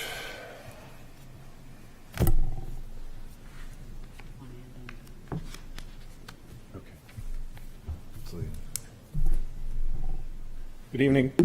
Tom Neese, Portsmouth, New Hampshire, Richards Avenue. If I can get my stupid phone to work here. So I generally support the efforts of the Governance Committee and the Council to change the ethics ordinance. The current ethics ordinance, as written, has a lot of conflicts in it, some things that are inconsistent, and these changes largely fix a lot of those. I've sent you numerous emails on this subject. I'm not going to repeat everything I've said in the emails. I'm trying to address a couple points that have been raised. The first is I support the change that you made at the last meeting where you are keeping the limit on gifts to $100 and making it clear that it's not $100 per instance, but $100 a year. I didn't find any of the arguments made for raising it very convincing to me. I'll just leave it at that. I went into more detail in my emails. Unlike some of the other speakers, I support the limits that are being placed on those who are responsible for making quasi-governmental actions or decisions. These restrictions that are being proposed, that you cannot come in and influence or participate on a board when it's reviewing something of interest to one of your members of your family, and family is defined very broadly, I understand that. We're trying to recognize all the different relationships we have. This is very similar to restrictions that are in place for many agencies, many federal agencies. I am subject to those restrictions now, even though I'm not currently a member or employed by a government agency, but I'm bound by those restrictions as a part of my retirement. So I think it's clear that these are not necessarily violations of the First Amendment, as people are trying to say, and they're very narrowly constrained. They're very narrowly described, I think, as Councilor Moreau pointed out already. The other thing is that I personally think these are somewhat necessary so that the public is convinced that insiders to government don't have their thumbs on the scale when they're making some of these quasi-judicial decisions. I think the ordinance and those changes are well written and should be adopted and should be included in the ethics ordinance. So just in conclusion, I urge you to support moving this forward to third reading, and I hope ultimately that the ordinance gets adopted. Thank you. Thank you, Tom, and congrats on your recent retirement.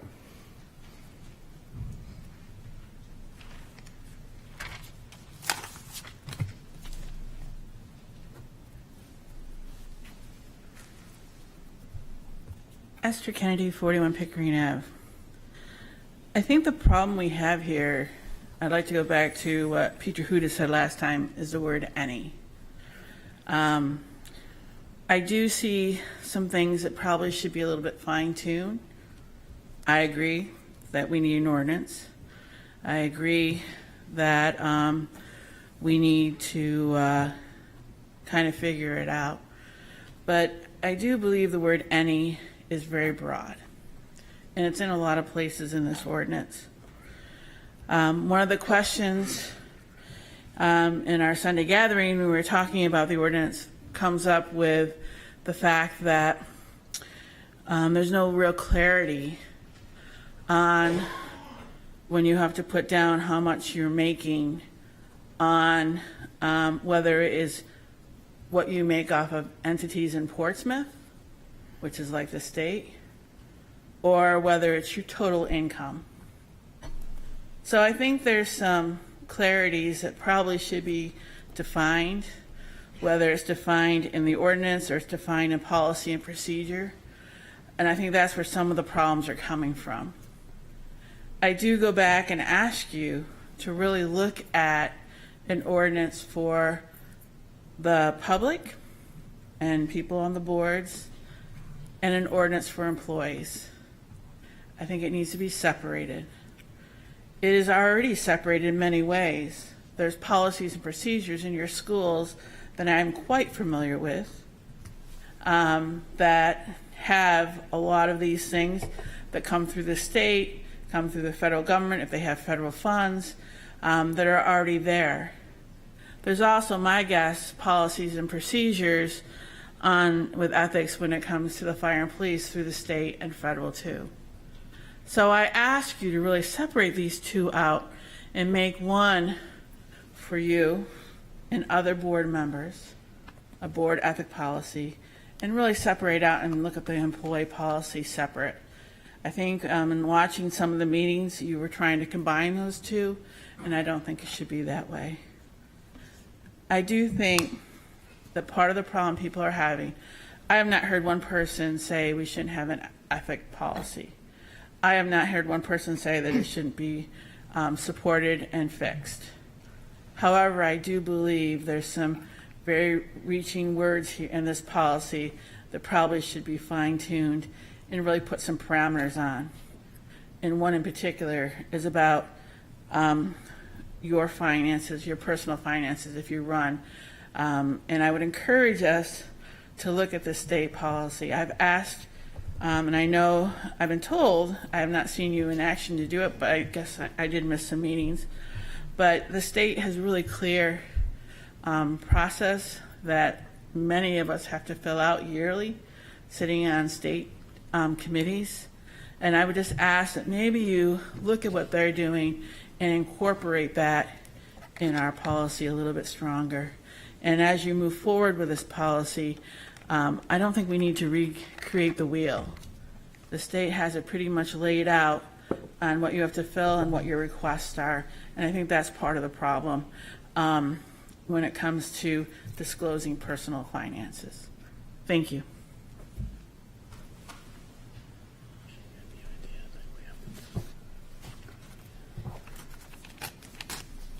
Good evening again. Peter Huda, 2A South Street. My first is a question. I see in the packet that we have ordinance section 1902. This, I don't believe, was in the last packet and hasn't been discussed by anybody. My question is, are you actually going to vote on this and move this forward with 1801? So that's a question there. If you're not, then I don't understand why it was included. The next thing I'm going to just go over quickly, because I've been to most of the governance committee meetings and I've made my my concerns known. One of the things on number J on quasi-judicial boards is we have to keep in mind that these are all volunteers, and they come and they give of their time, they give of their knowledge and their skills and their experience to us. And I will go back to number A, because I could tell you I don't know all of the governing case law to anything, and I doubt if anyone sitting up there does the same thing. But that's what you're asking all our quasi-judicial board members to do. So, again, we have those all-encompassing words of compliance with all statutes, fine, and all governing case law. So you're asking them to go study all the case law related to anything that can come before them. That's what this says to me. So we're having a hard time getting people on our boards as it is. So I'm having a hard time understanding why you're putting more restrictions on people and giving them more to do. That's on that one. The next one in B, C, D, and E, the same words, any. Avoiding any involvement, coming before anything that's pending. Any is a very broad word. If you narrow it down to what a person that's on a board can discuss within that board, that's fine. But any is also up to interpretation. The last one is on number D, discussion of any matter which would place the official in contravention of any code of ethics provision. I would ask to not use this word and make it very simple for everybody to understand. I know what it means, but a lot of people wouldn't. So basically, this is all up to interpretation. I would ask you to consider that. Again, it's too broad. And the only other thing I would like to talk to you about is if you are talking about 1901, which is in your packet, I have also made my opinions known on that at the last meeting. And we did not have enough information even to move forward on this because the counselors who were at the meeting didn't have the information from the RSA 15A that was just discussed by Esther. So I would ask that more information be shared, and I still am wondering why it's in the packet. Thank you. Thank you, Petra. Any other? Here we go. Dick Bagley, 213 Pleasant Street. At the last meeting, I want to speak tonight in favor of the amendment that's before you, and I hope you vote in favor for the $100. In the context of the conversation or the comments that I made at the last board meeting, I focused in on two areas. One area was $350 is a lot of money, and there's a lot of people in the city that would like to influence the council. So I think Councilor Bagley misunderstood my comments. They were not directed at Councilor Bagley. I have no knowledge, in spite of all of his restaurant interests, that he's ever been on the take, to use an expression. I am aware that city council meetings run late.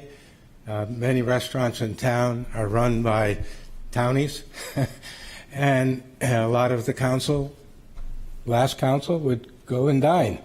And I'm concerned, my concern was $350, that's sort of an open invitation for a restaurant or a retailer to sort of say, oh boy, I've got some council members here tonight, and that's what the reference was. The second comment I made, I directed to Councilor Tabor. It wasn't an ethical comment, and it wasn't any indication of the findings. I felt that there was a conflict of interest. As you know, you all are running, along with others, for council, and whoever gets the most votes becomes mayor. I thought it a little unusual to have an ethics committee reviewing an ethics violation by a city councilor who could benefit if the finding on the part of the committee was negative and would in fact perhaps have an influence on the city council members conducting it in terms of an election. And that seemed to me to be an improper influence. So, John, that was the nature of my comment. And the same thing is true. You had a member of the police commission, you had a member of the school council, you had a member of fire and police, And it just seemed like there's an inherent conflict. And the last point I'd make, I think to the point that Esther made, I think it's really critical that we have a whistleblower policy, which the state of New Hampshire requires, but somehow doesn't seem to be applicable to city councils. And I'm not sure why and not clear about that, but Councilor Cook, you seem to show an interest in following up on that. So just some clarifications. I think the idea of leaving the $100 is great. That wasn't a suggestion that all of you were going to go out and benefit from that $350 change. It was the other way around, that there would be undue influence from those that actually are in a business relationship with the city. And we've talked extensively tonight about outside dining. And I felt that it was important to keep the $100 limit there. As you know, everybody gives $99 to all of you, so they don't need a report giving it. Well, that's a good thing. $100 is not a lot of money in today's world in which we live, and it seemed like a sensible thing that you've now amended tonight. Thank you very much. Thank you, Dick.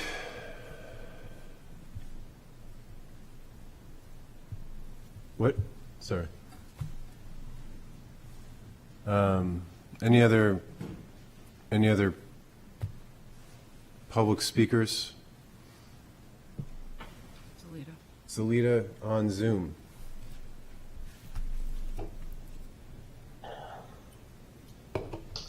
Hello, councilors again. Zelita Morgan, Richards Avenue. I really hope that you will listen carefully to a lot of good input that was provided. And when you look at what you have in front of you, what problem you're trying to solve and what problem are you actually causing. So I think it was Esther who mentioned, who proposed to separate, to make the employee-related ethics separate from the legislative, right? And I think, if a member of a board, and that has been a standing practice and a standing policy, when a member of a board, one of the land use boards, for instance, speak beyond the council on a matter that is actually being discussed at their board, so that automatically disqualifies that person from engaging on discussions. Now, to silence and to use like a family member from engaging and participating on public meetings, I think this is draconian. And actually, I will disagree with some speakers. This is an infringement of a First Amendment right. Absolutely, it is. And if you are taking that road, and as you read through after J, section J, and you have a tone of criminalization of all this, right? We don't have a whistleblower policy. You do not have, I think you have to consider how would you handle the fact, and I'm sorry, I'm not trying to put any council on the spot, but if we have one city council in a land use board and a spouse in another land use board, do they cancel each other out? I mean, one thing is a resident talking about processes. The other is when you have matters that can come from one board to the other. So, and just the word any indiscriminately throughout this is just like, make your pick, right? Make your pick. And the most dangerous part of this is that there is absolutely no official and credible training to everyone involved. There is no official training, robust training for employees, for managers, let alone city councilors and land use boards or any of the other boards. And when I talk about ethics training, I'm talking about this is something that's ongoing. It's something that people have to do every year because the challenges are multiple. They are sophisticated in our high technological environment. You cannot discard that. So what you're putting there, with all good intentions, right, is really looking for a problem, not proposing, not really a solution. And I will also add here the fact that we are bringing this to the public in a format that is cumbersome, because now it's just like for the council to review, rubber stamp if you want, and move forward, right? Instead of, okay, councilors, you did your work, the three of you at 10 o'clock in the morning on Mondays when probably you had an average of attendance of 4 people, 5 people, in a city of 21,000, right? So with all honesty, I think what you should be doing procedurally is that all this amount of work should be facilitated for a discussion with residents and then back to you guys and then to the council. I mean, if you're really talking about engagement, if you're really concerned about engagement, if you're concerned with civility, if you're concerned with democracy, this is what democracy is. Democracy is not with all your good intentions that you go behind, and not behind, you go like, in these meetings. I've said this from the beginning. 10 o'clock in the morning on Mondays, we're talking about discussing important things about how we are governed without the governed really engaged in it. It's the time that you take all your good work, all your excellent ideas, and now you put it in a public realm, really, not on the fast track of a council procedure. Like first reading, second reading, third reading, hey, we have an ordinance. That's not how we really set up a good, solid policy. If we're thinking really of a sustainable, thoughtful throughout, right? So I think this is a problem waiting to happen throughout it. I would encourage the council to really take a step back and the governance committee and consider that democracy requires really that you have a lot more people reviewing and discussing this, because after all, it's about us, right? And again, you have to resolve how do you have spouses that are in 2 boards that will most likely interact and conflict. How do you handle that? Not having a whistleblower protection in a way that like anybody can come up and with the word anybody can come up and say anything. It's not wise. It's not wise. So please just like slow down this train, Maybe you're trying to get something like checkbox, like, okay, I got this done. But, fast doesn't mean really sometimes it's the best way to go when it comes to public policy. Belongs to the public. And this here, just count how many people are participating. You really need to open this up. Thank you, This deserves, okay? So, hello? Thank you. So this is what I'd like to share with all of you. Thank you. Thank you very much. Any other? All right, closing the public hearing. Any additional council questions and deliberations?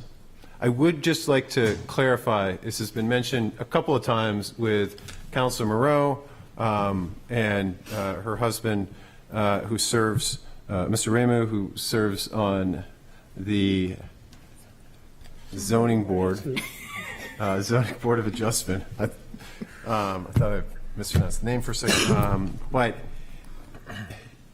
this is not going to affect them unless they both have if they have an application. If Beth has or Councilor Moreau has an application, of course, Mr. Ramu has to recuse himself from deciding on that because they have a shared interest. It doesn't mean that if something goes before the zoning board and it comes before the the council, that they have to recuse on that. Beth was elected because she's a great counselor, went out, knocked doors, talked to a lot of people. I appointed David because of my interaction with him on the zoning board when I had an application just as a regular citizen. He ran a great meeting. I was really impressed with the ability to get to the facts of that. And in that, I know that they're not going to conspire about something behind closed doors. Anybody could conspire about anything, regardless of whether or not they're married. So the point of this change is to make sure that if there's an application that affects one member of your family, it's not going, you're going to have to recuse yourself if it comes before you. That's going to get everybody, abutters, et cetera, the feeling that they're getting a fair shake. It's no more nefarious than that. It is literally saying if you have an interest or your family has an interest, you will then recuse yourself from the board. Or if there is a ethics finding against you, you will recuse yourself from the vote, which we went back and forth on whether or not that was actually state law or not, if it was incorporated here. We want to feel as though that this is mostly in terms of making sure that we have the appearance of being ethical, because there's not a way that you're going to be able to micromanage everything that somebody does. But we're going to create a set of rules, and we're going to say, hey, are we going to follow these broad rules here? And I thought it was great feedback from a number of people on moving it from 350 back to 100, because it just makes sense.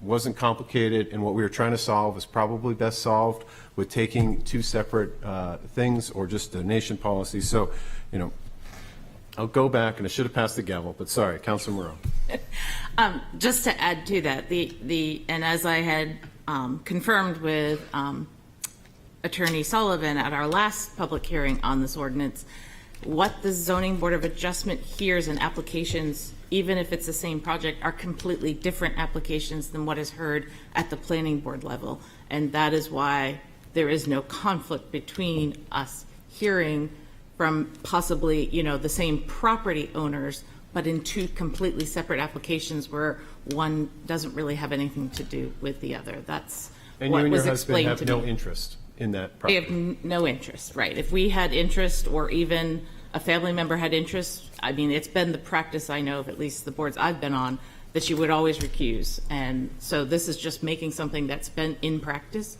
an actual formality. Councilor Cook. Thank you, Your Honor. I wanted to just clarify that Section 1902 is in the packet for me to introduce later, is coming forward from the Governance Committee. It is not part of consideration tonight in this hearing. So that is separate. Councilor Tabor. I think Councilor Bagley. Oh, put his hand sorry, up. I didn't see it, Councilor Bagley. Thank you. I just, during public comment, it was mentioned that this would be challenging for me because I have family members that speak often at council meetings. But I do want to clarify that, family is described as any group of people closely related by blood, marriage, or choice as parents, children, and members of one's household. So as family is defined in this ordinance, my family never comes and speaks, as it's narrowly defined here.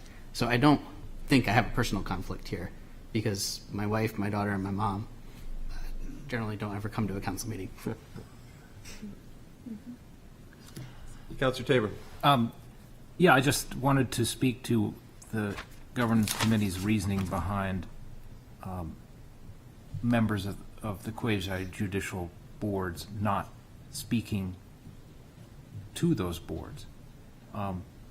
If you were a plaintiff in a lawsuit and one of the jurors stepped out and said, here's why I'm opposed to this kind of lawsuit, you wouldn't feel like you were getting a very impartial hearing. And when a land use board looks at the zoning ordinance and looks at the facts, they have to make an impartial judicial decision.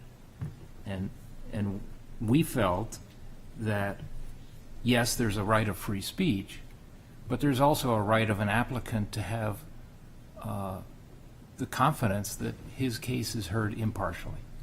And if one of the members of the board says, I'm going to speak about this, stepping down from the dais and speaking as a citizen, there's a tension there between free speech and impartiality on the board.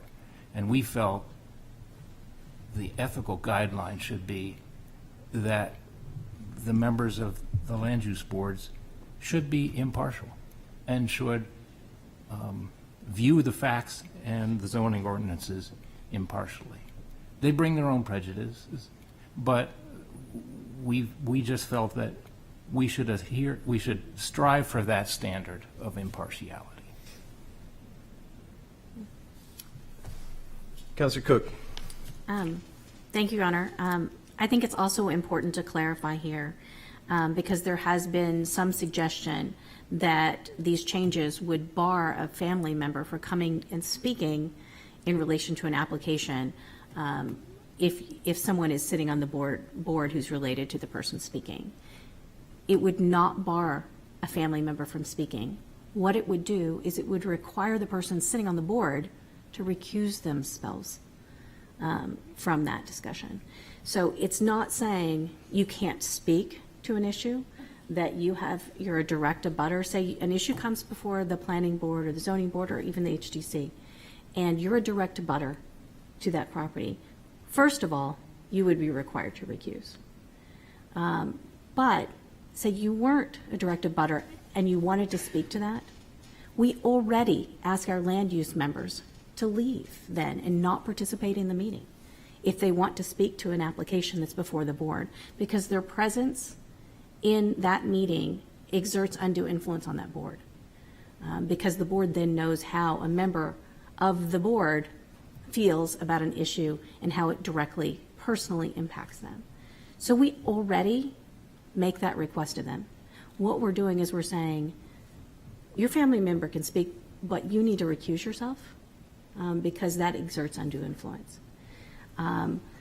We're saying if you or a family member has any role in the application, you need to recuse yourself. We're not taking away their right to speak. We're taking away their right to participate in the land use board vote on that issue. We're saying you can't speak publicly on matters or issues pending before the body on which you're a member if you have a direct personal interest. We're not saying your family member can't come and speak. We're not saying, we're not limiting their speech in that sense in any way. And currently you can leave and speak, but you have to leave the meeting. So the goal was to codify the rules that we've already given our land use board members. And we were really careful in doing that with legal and making sure that we didn't put undue limitations on them. So I want to express the concern of the governance committee and making sure that everyone in the city can trust us when we're making quasi-judicial decisions at the land use level, but also if the council's making those decisions, and note that that's what we're trying to codify here into these changes. Any other questions, comments? All in favor? Oh, is there a motion? There was a motion, yep. There was Yep. a motion. All in favor? Aye. Aye. Any opposed? Yes. Nay. 2 opposed. Next up, we're going to take a 5-minute break. It's been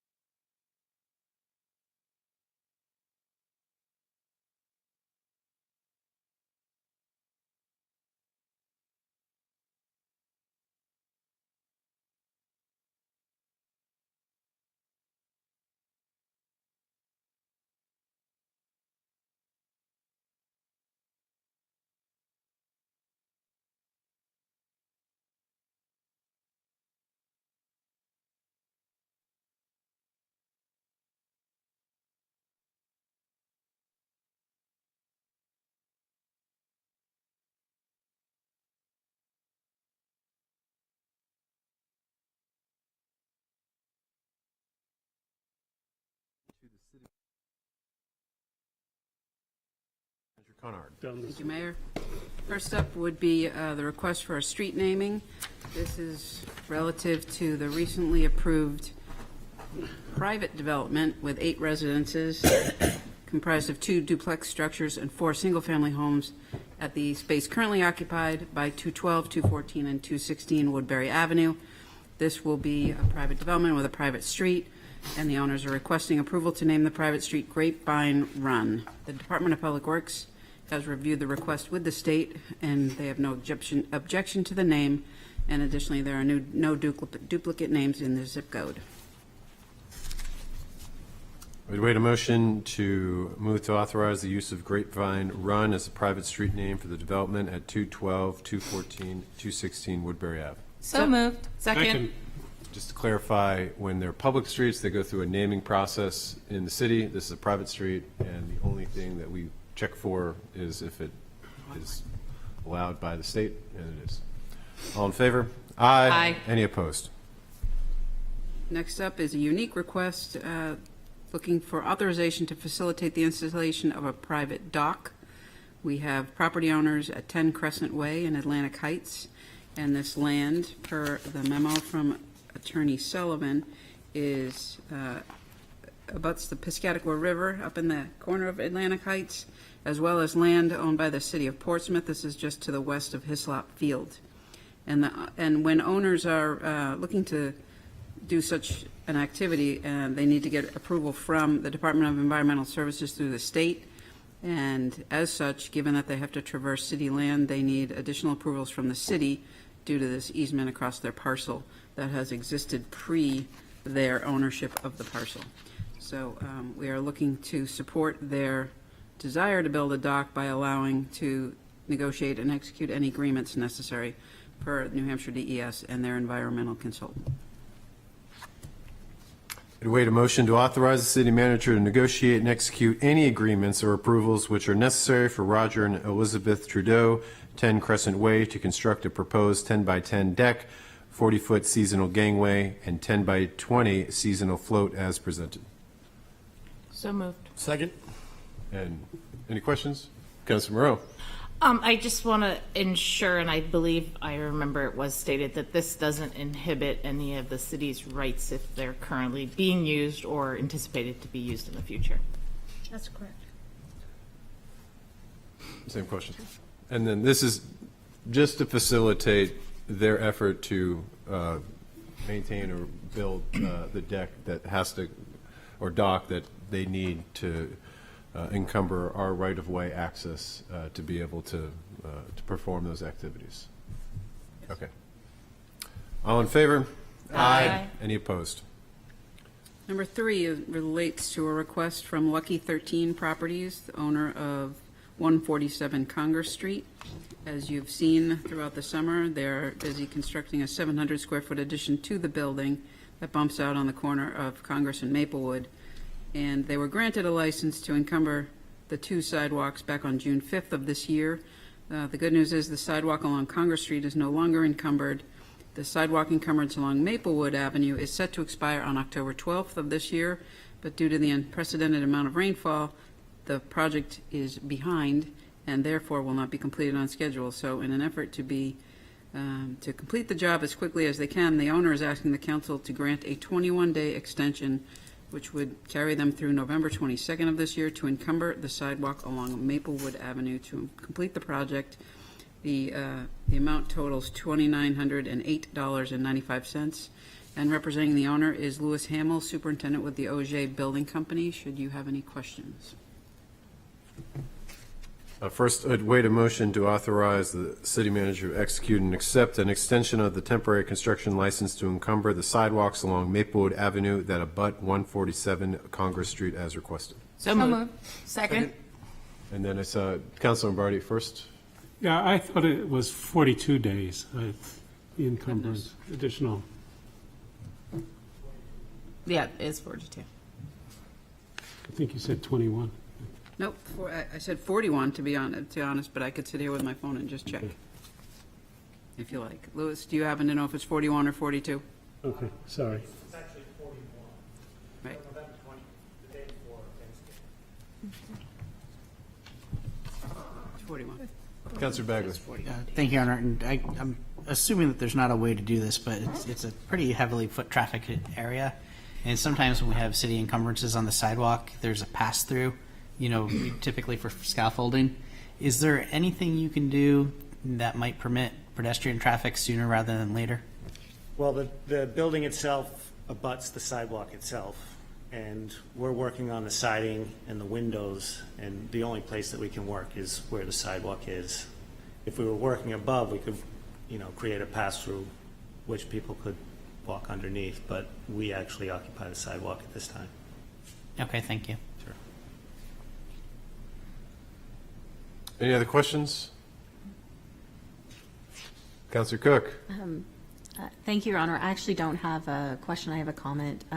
Because normally I'm always concerned about encumbering a sidewalk for any longer than we need to. But I do understand the extenuating circumstances here. It has been a very rainy summer on the seacoast, and I can imagine that's really delayed work. I guess I do have a question around that. How much is your work delayed? Is it only anticipated to be delayed these 41 days approximately? Yes, I mean, we've gone through all the, the major concrete, steel, and everything else that the rain affected. Now we have coverage that we can work under to a certain extent, so we don't anticipate any additional delays. Thank you. Sure. All right. Thank you very much. Thank you. Any further questions? All in favor? Aye. Any opposed? Thank you. Last item under my name is a request to establish polling hours for the municipal election to be set from 8 a.m. to 7 p.m. Kelly and her staff did a good deal of work providing the analysis in your packet, and would look to support her request. I'd wait a motion to establish polling hours from 8 a.m. to 7 p.m. for the November 7th, 2023 municipal election. So moved. Second. Any discussion? Assistant Mayor. Thank you, Your Honor. I would like to thank the City Clerk's office for this presentation and that research, and also acknowledge one of the speakers we had earlier, and thank the volunteers who work the polls. We understand they're extraordinarily long days, but it is, to me, so important that we make sure that all individuals have accessibility to get to the polls. As someone who works regularly, 12-hour restaurant days, 10-hour restaurant days, it's can be really grueling to make sure you get out and vote. And so I think it's imperative that we do what we can do to make sure that we have good set hours for people. Thank you, Assistant Mayor.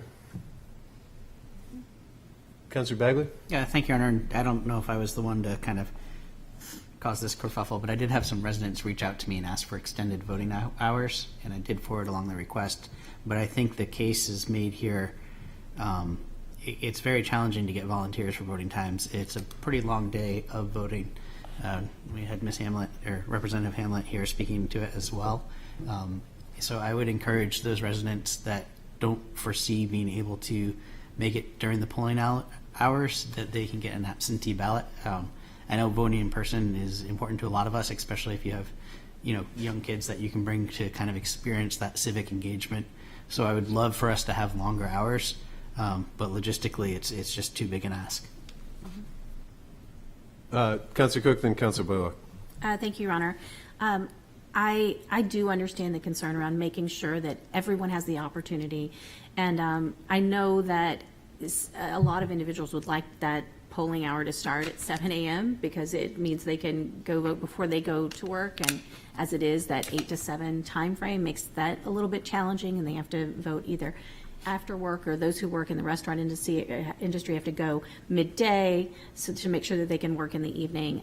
I understand those challenges, but staffing is a real issue for our polling places. And I think it's really important to remember that neighboring towns who have extended voting hours, they all have one voting location or one ward. And I think that was the critical finding here. Even towns that are not too much smaller than Portsmouth still only have one voting location. And that in some ways, is actually more difficult for voters because there can be long lines when there's only one voting location. So we're really fortunate in Portsmouth that we have so many locations to vote, and that helps facilitate a speed with which you get in and out of the polling place. So I appreciate the work done by our city clerk. Thank you, Councilor Cook. Councilor Blaylock? Thank you, Your Honor. This definitely is one of the most important days of our democracy, and I understand people's wishes to extend it longer, but like Councilor Cook just said, we have so many polling places, we have so many volunteers, so I do encourage those, if you even think or concerned that you might not make it to these hours, to fill out an absentee ballot. I know in the past my mother had to commute. I wouldn't know if she'd be able to make it back to Portsmouth in time, so just in case she would fill out an absentee ballot, but I encourage others to do so. Any other comments? Councilor Denton? Simply want to add that I think the time to change the polling hours would not be for municipal election. It would either be for presidential primary or a presidential election. All right. Well, thank you, Kelly, for all the work that you do, and all the volunteers, including Representative Hamlet, for allowing us to do our civic duty, go out and vote.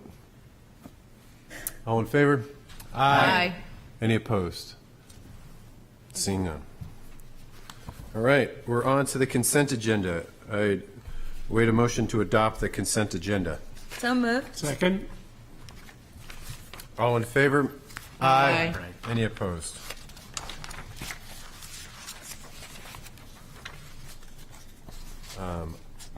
Next up, email correspondence. I'd wait a motion to accept and place on file. So moved. Second? All in favor? Aye. Any opposed? Next up, a letter from Tina Sawtell, the Music Hall, requesting permission to close a portion of Port Walk Place, but to allow alcoholic beverages, wine, beer, and spirits to be served inside the event's enclosure for the New Hampshire Film Festival Hospitality Party on October 14th, 2023, from 9 a.m. to 3:30 p.m. We wait a motion to refer to the city manager with the authority to act. So moved. Second? Any discussion? All in favor? Aye. Any opposed?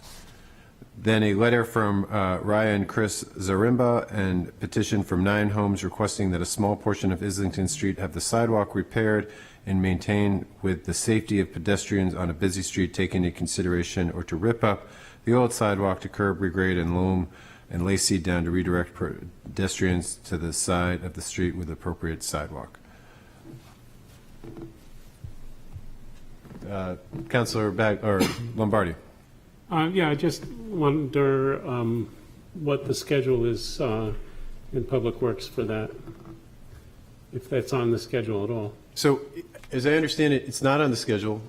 It was a conversation that had previously been left to the residents, as I understand it. I believe that the letter that we received stated that they were not aware of that conversation having taken place, but the decision at the time, or the option at the time, was to remove the sidewalk or leave the sidewalk as it was. And the decision at the time was to leave the sidewalk as it is. I think the question before us is if we would like to remove the sidewalk, but I'm happy to entertain a report back from the city manager or city staff, and I'd await that motion. So moved. Second. Any discussion? All in favor? Aye. Any opposed? All right, on to the council agenda with appointments to be voted. First, we have Jen Skamaki to the Economic Development Commission, Erica Wygonek as a regular member to the Parking and Traffic Safety Committee, David Allen as an alternate to the Parking and Traffic Safety Committee, and Larry Booz to the Historic District Commission. I would wait a motion to make those appointments. So moved. Second? Any discussion? All in favor? Aye. Any opposed? Thank you for your willingness to serve Portsmouth. Councilor Tabor.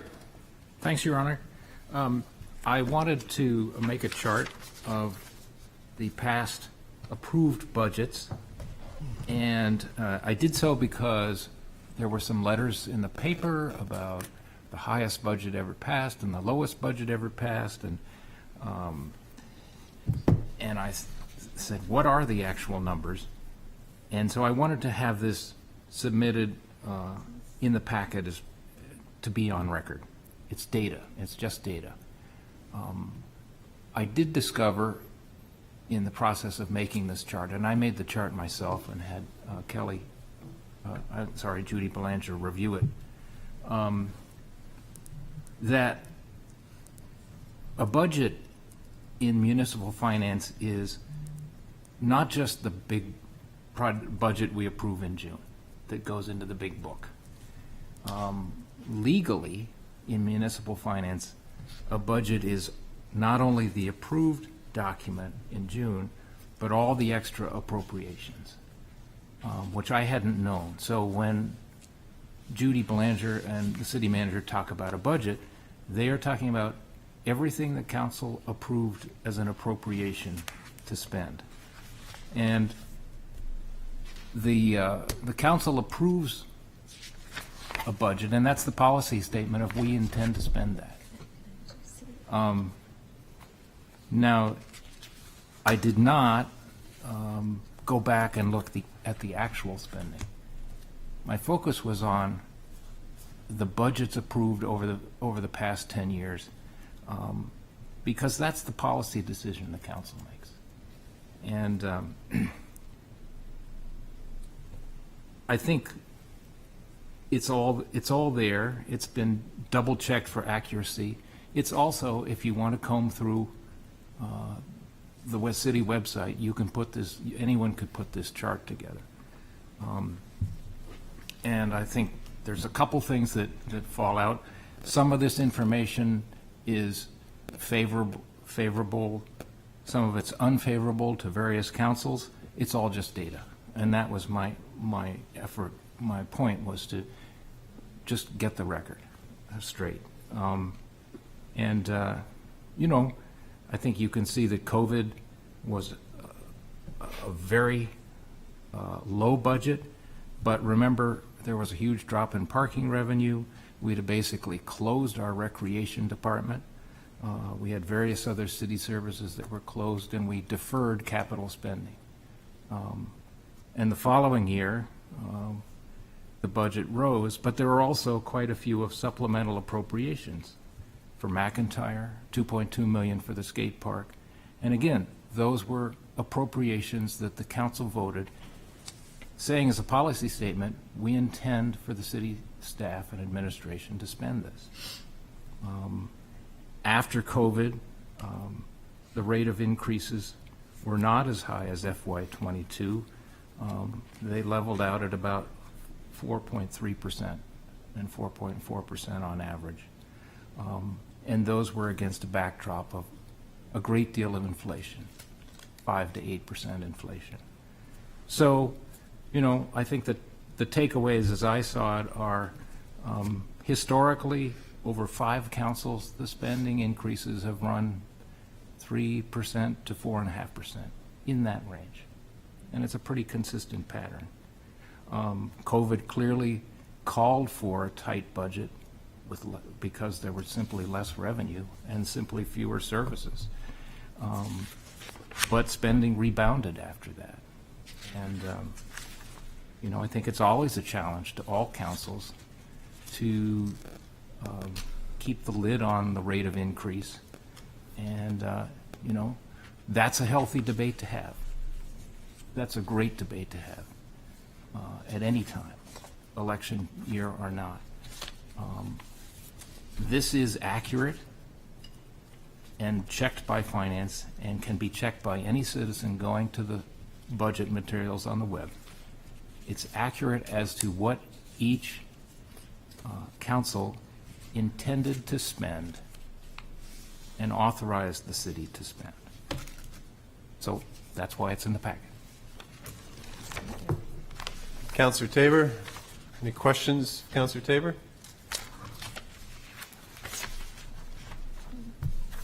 Thanks to the work on on that, and on to... Brushed up on my Excel skills. Good. I'm You're sure rusty. There's a pivot table in there somewhere. Next up, I think we have Councillor Denton. Thank you, Your Honor. I move to suspend the rules so we can vote on the proposed amendment to Rule 43A tonight. Second. All in favor? Aye. Thank you. I move to amend Rule 43A by adding between the fourth and fifth sentence a new sentence that reads, "The playing of music, videos, or the recordings of others is prohibited." Second. So I've sat here reflecting on a public comment speaker saying that this rule change is silencing him, and this is all while I've been up here looking at the empty POW chair that Rolling Thunder presented to us earlier tonight. The acronym used now instead of POW MIA is DUST1. I know I've mentioned this before. It stands for Duty Status Whereabouts Unknown. And whenever I see an empty chair like that, I vividly recall back to October 26, 2006, when a DUST1 went out across Baghdad. My combat advisor team and I assisted in locking down the capital of over 5 million people as we searched the trunk of every vehicle trying to leave the city for the missing soldier. And not once did we consider that some 15 years in the future, someone would think that them being told that they couldn't play their favorite music, videos, or recordings of others at some city's public comment session would infringe on their First Amendment rights. This amendment here is a content-neutral prohibition. It does not make a difference if someone wanted to play, say, Pete Seeger's version of We Shall Overcome or the white Christian nationalist anthem that was played at the September 5th City Council meeting to a room packed full of up to 60 police officers and firefighters. The playing of songs, videos, and recordings of others are both a distraction and a disservice to the public at large. Councillor Denton, any other comments? Councillor Bagley. Thank you, Your Honor. Clarification maybe from legal on this rule. I distinctly recall when the Seco Shanty singers came and did public comment and they kind of sang us a shanty song. We're not prohibiting something like that. We're just prohibiting somebody recording the shanty that singers and then playing the shanty singers, right? We're not prohibiting, because that was pretty cool. Right, playing of the music, meaning playing a recording. Okay, thank you. Councillor Cook. Thank you, Your Honor. I think it's also important to remember that you can always suspend the rules for the council as well. So if we had a case, a special instance where we were inviting somebody to come play music during public comment for some particular purpose, say it was a high schooler who had been singing at a national contest and won, and we wanted somehow a little bit of the video or something to play, we could always suspend the council rules as well. So this doesn't prohibit the council from ever doing that. These are the rules that we follow on a regular basis. Thank you, Councillor Cook. Councillor Lombardi. I guess that my opinion on this is that the public comment is to hear the public's words, not to hear something that was created by somebody else, and maybe it represents what they want to say, but I would much prefer hearing what the person has to say themselves. I think that it leads to, well, it did lead to some music that was, I would say, inappropriate, and that's not. I don't think that's in a First Amendment right to be able to do that. Yeah, Assistant Mayor, then Councillor Tabor. I'm going to support this motion, and not because I don't support people coming here to play music. My bigger concern is that we stream and put these videos on YouTube, and there are intellectual property rights and there are copyright rights, and so my concern is that if this increases, that our videos could be flagged and then taken down, or have some issue with these, public records being up for people. So that's my concern in the matter. YouTube constantly pulls down content if you do not have the rights to have music in it. So that is my concern. Councilor Tabor? Yeah, I think this goes to the heart of what public comment is all about. And it's appropriate that we're talking about this on Constitution Week. It's a way for citizens to come here and petition their city council for redress of things, of grievances that they have or things that they feel are not going correctly. It's also a place for watchdogs. It's a big city government with nearly 1,000 employees, and things happen that we don't always see. And they have eyes on things that happen in their neighborhood or their street. And I think that's helps us do our job of governing. When we stray into national issues, that's of less value to us as a council in doing our job, of making sure the city's delivering its services well and creating a good future. And I think public speaking should be public speaking, not listening to recordings. So, to me, at the heart of public comment is what's valuable from our citizens. And we may not like what they say to us at all, but it's always valuable in some way. And I think that's only true when it's local and it's somebody putting it in their own words. Councilor Cook? Thank you, Your Honor. I just want to ask our legal counsel if a clarifying question, that this is not a limitation on the First Amendment that we need to worry about. No, we've discussed that at length in the legal department, and we believe that it does not infringe on anyone's personal First Amendment rights. Thank you. Any other questions?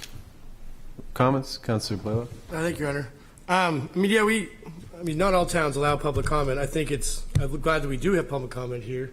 I'm glad that we provide the Zoom option. I'm glad that we you can just email us if you don't feel comfortable speaking in public.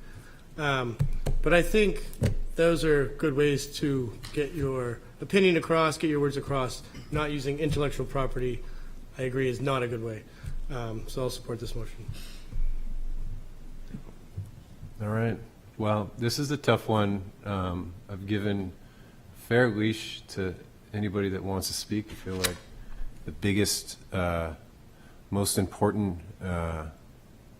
role in the government, and it's great that we just set the polling hours, and it's great that Constitution Week is here, but it's to be a citizen. That's the most important job, and really we work for you at home. And I think that in this last 2 years, we've had some spirited public comment, but I won't. It's tough not to be disappointed in while we've reached out in more ways to more people, to hear from more people, and engaged in places that we might not have before as a council. There are less people, at least less new people, that come to public comment, and that sucks. It's just not a good way if we can't hear from folks. That's a long way of saying is that I think that a part of that is it's a responsibility to own that. I think, as the assistant mayor pointed out, there are some legal issues here with just, if our YouTube gets strikes against them, they take down the YouTube, and then that limits the ability of people to watch a meeting at twice the speed and get through my soliloquy in half the time. That's a right that people, You know, they have D's up there. I'm going to press double speed now. Could probably catch back up.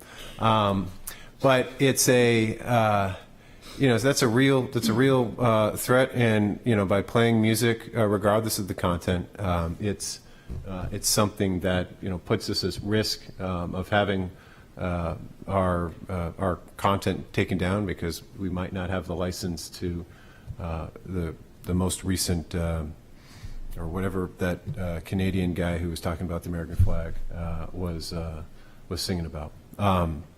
But it's difficult because I really trust the citizens of Portsmouth to make us better up here.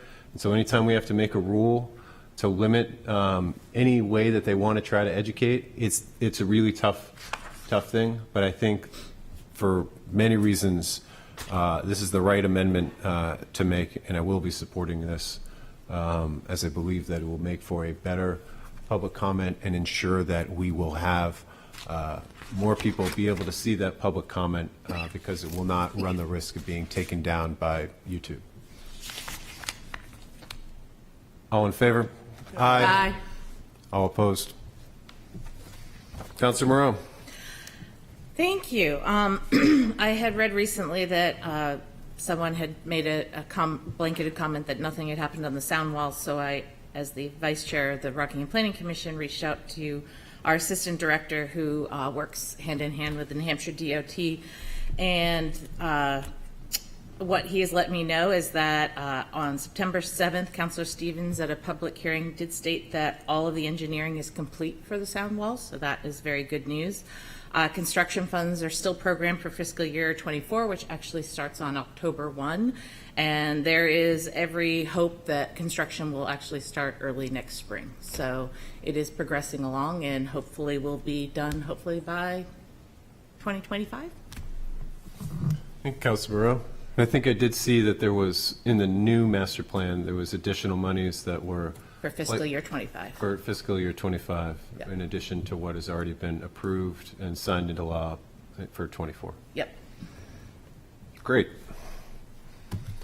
We got the Spirit of Portsmouth, KC 46A Pegasus on that. So Councilor Cook. Thank you, Your Honor. I would like to move to schedule first reading at the October 2nd, 2023 City Council meeting of the amendments proposed by the Governance Committee to Section 1902, Election Candidate Financial Disclosure of the Administrative Ordinance, Chapter 1, Article 9, Conflict of Interest Mandatory Financial Disclosure. Second. This proposal is coming forward from the Governance Committee. Now that we've adopted changes to the ethics ordinance on conflict of interest, the council now will be looking at the two sections on disclosures. The first section coming to you is Section 1902 on election disclosures. The Governance Committee is still discussing Section 1901 currently. So that's what you see in your packet, 1902. And the changes to 1902 reflect concerns around in-kind gifts and in-kind donations in elections that we were made aware of.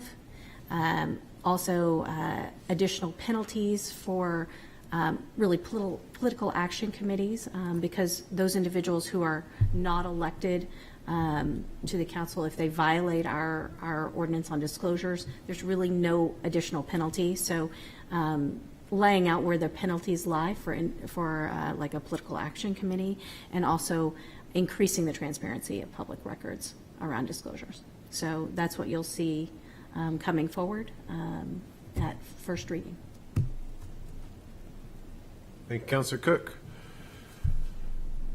Do you need a motion? Do we have the motion on that? Yes. Yes. All in favor? Aye. Any opposed? Next up, acceptance of grant and support, grant approval of grants and donations, the acceptance of grant and support of household hazardous waste collection events in the amount of $4,265. I'd wait a motion to accept and expend a $4,265 DES grant for the purpose of household hazardous waste collection events, and authorize the city manager to execute any documents which may be necessary for this grant contract. So moved. Second. All right, and Just a reminder that Household Hazardous Waste Day is, for those who celebrate this holiday as my family does, this Saturday, the 24th. 23rd. Yep. It's Saturday, guys. It's Saturday the 23rd. 24th is BIPOC Fest. The 23rd is Steal my thunder. is the holiday known as Hazardous Waste Collection. But all in favor? Aye. Any opposed? Next up, the acceptance of Office of Highway Safety Grant for the Police Department in the amount of $31,300. I wait a motion to approve and accept the grant for the Police Department as presented. So moved. Second? Any discussion? All in favor? Aye. Any opposed? 2 informational items, City Manager. City Manager will tackle the first one and turn the second one over to the Director of Communications and Community Engagement. So Monty, why don't you come on down? But I'd like to promote the second Community Policing Facility public meeting, which will take place on Thursday, September 21st at 5:30 p.m. That's right before the Planning Board. We will hear updates on the project from staff and the consultants, including information relative to site selection, site options, and program test fits. This will be followed by Q&A about the project and the process, so we encourage people to jump in at whatever stage they may have of awareness or education. So with that, Monty's in the best position to give a flash vote survey number 2 update, which closed late last week. Thank you. Good evening, Your Honor, City Councilors. Just real quickly, the latest flash vote survey was on the topic of parking downtown. This has been conducted as part of the larger parking utilization study, and there'll be another opportunity for more input with a public input session as part of that study later this fall. For Flash Vote, we wanted to see if residents were aware of the Park Mobile app and the discounts residents can receive, as well as get an idea about their parking experience downtown. We had 720 total participants in the survey, which is considered a great sample. We saw 56 people sign up during the survey's 48-hour run. And some quick takeaways: 38% of people who come downtown as much or more than they did a year ago report that they do not have trouble finding parking downtown. 66% of that same group uses the Park Mobile application. 61% of that same group of people also report using other modes of transportation to visit downtown, such as walking, biking, or scootering. People who come downtown less report more trouble parking, and that they have even stayed away from downtown businesses because of parking concerns. They are also less likely to use the Park Mobile app. In the open comments, there were many notes that people found parking challenging when the city is busy with events or other holidays. Others suggested more ADA-only parking and more short-term parking in the downtown core.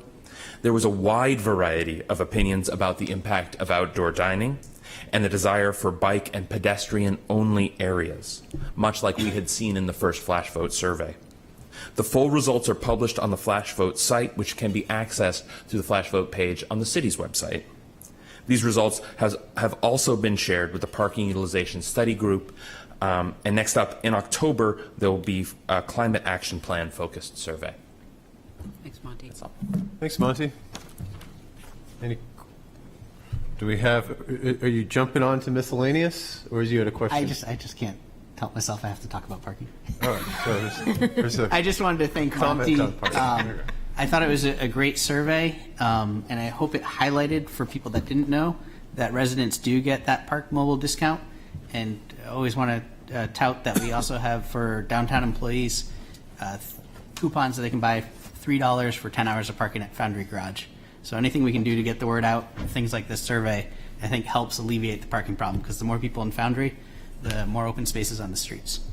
If I can add to that, our parking staff spent time at each polling place last year, last time we had an election, sharing information about Park Mobile, and they plan to do that again at each of the 5. Awesome. Any other any other questions for Monty around the parking? On to miscellaneous. Councilor Denton?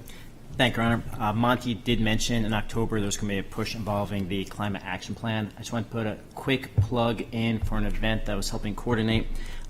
This next Wednesday, September 27th from 6 to 8, the City's Planning and Sustainability Department is going to be holding a community discussion on the Climate Action Plan at Liars Bench. So the intent is to hopefully get more people to an event discussing the Climate Action Plan and a different type of person who might not normally go to an event at City Hall. And even if you have been attending these events, please come out anyway. It should be a enjoyable time. Assistant Mayor? Oh, yes. Well, you did mention it. I do want to give one more community invite for the New England BIPOC Festival, which is this Sunday, rain or shine, hopefully shine, from 12 to 5 at Vita Cantina. We have an amazing lineup, tons of free food, tons of organizations, great musical acts there too. And it is full family friendly. We have a great kids section with oversized games and lots of interactive experiences. So I hope to see the whole community, local and abroad, there on Sunday. We'll go to Councilor Cook. Thank you, Your Honor.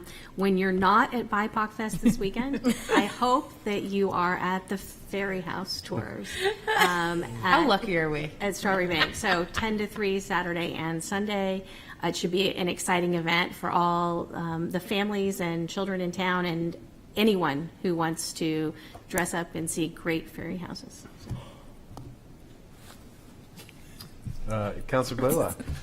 Thank you. Those Art. Clippers do. Just for all that didn't attend last Friday, the Portsmouth Clippers football team did beat Dover in a very contentious game.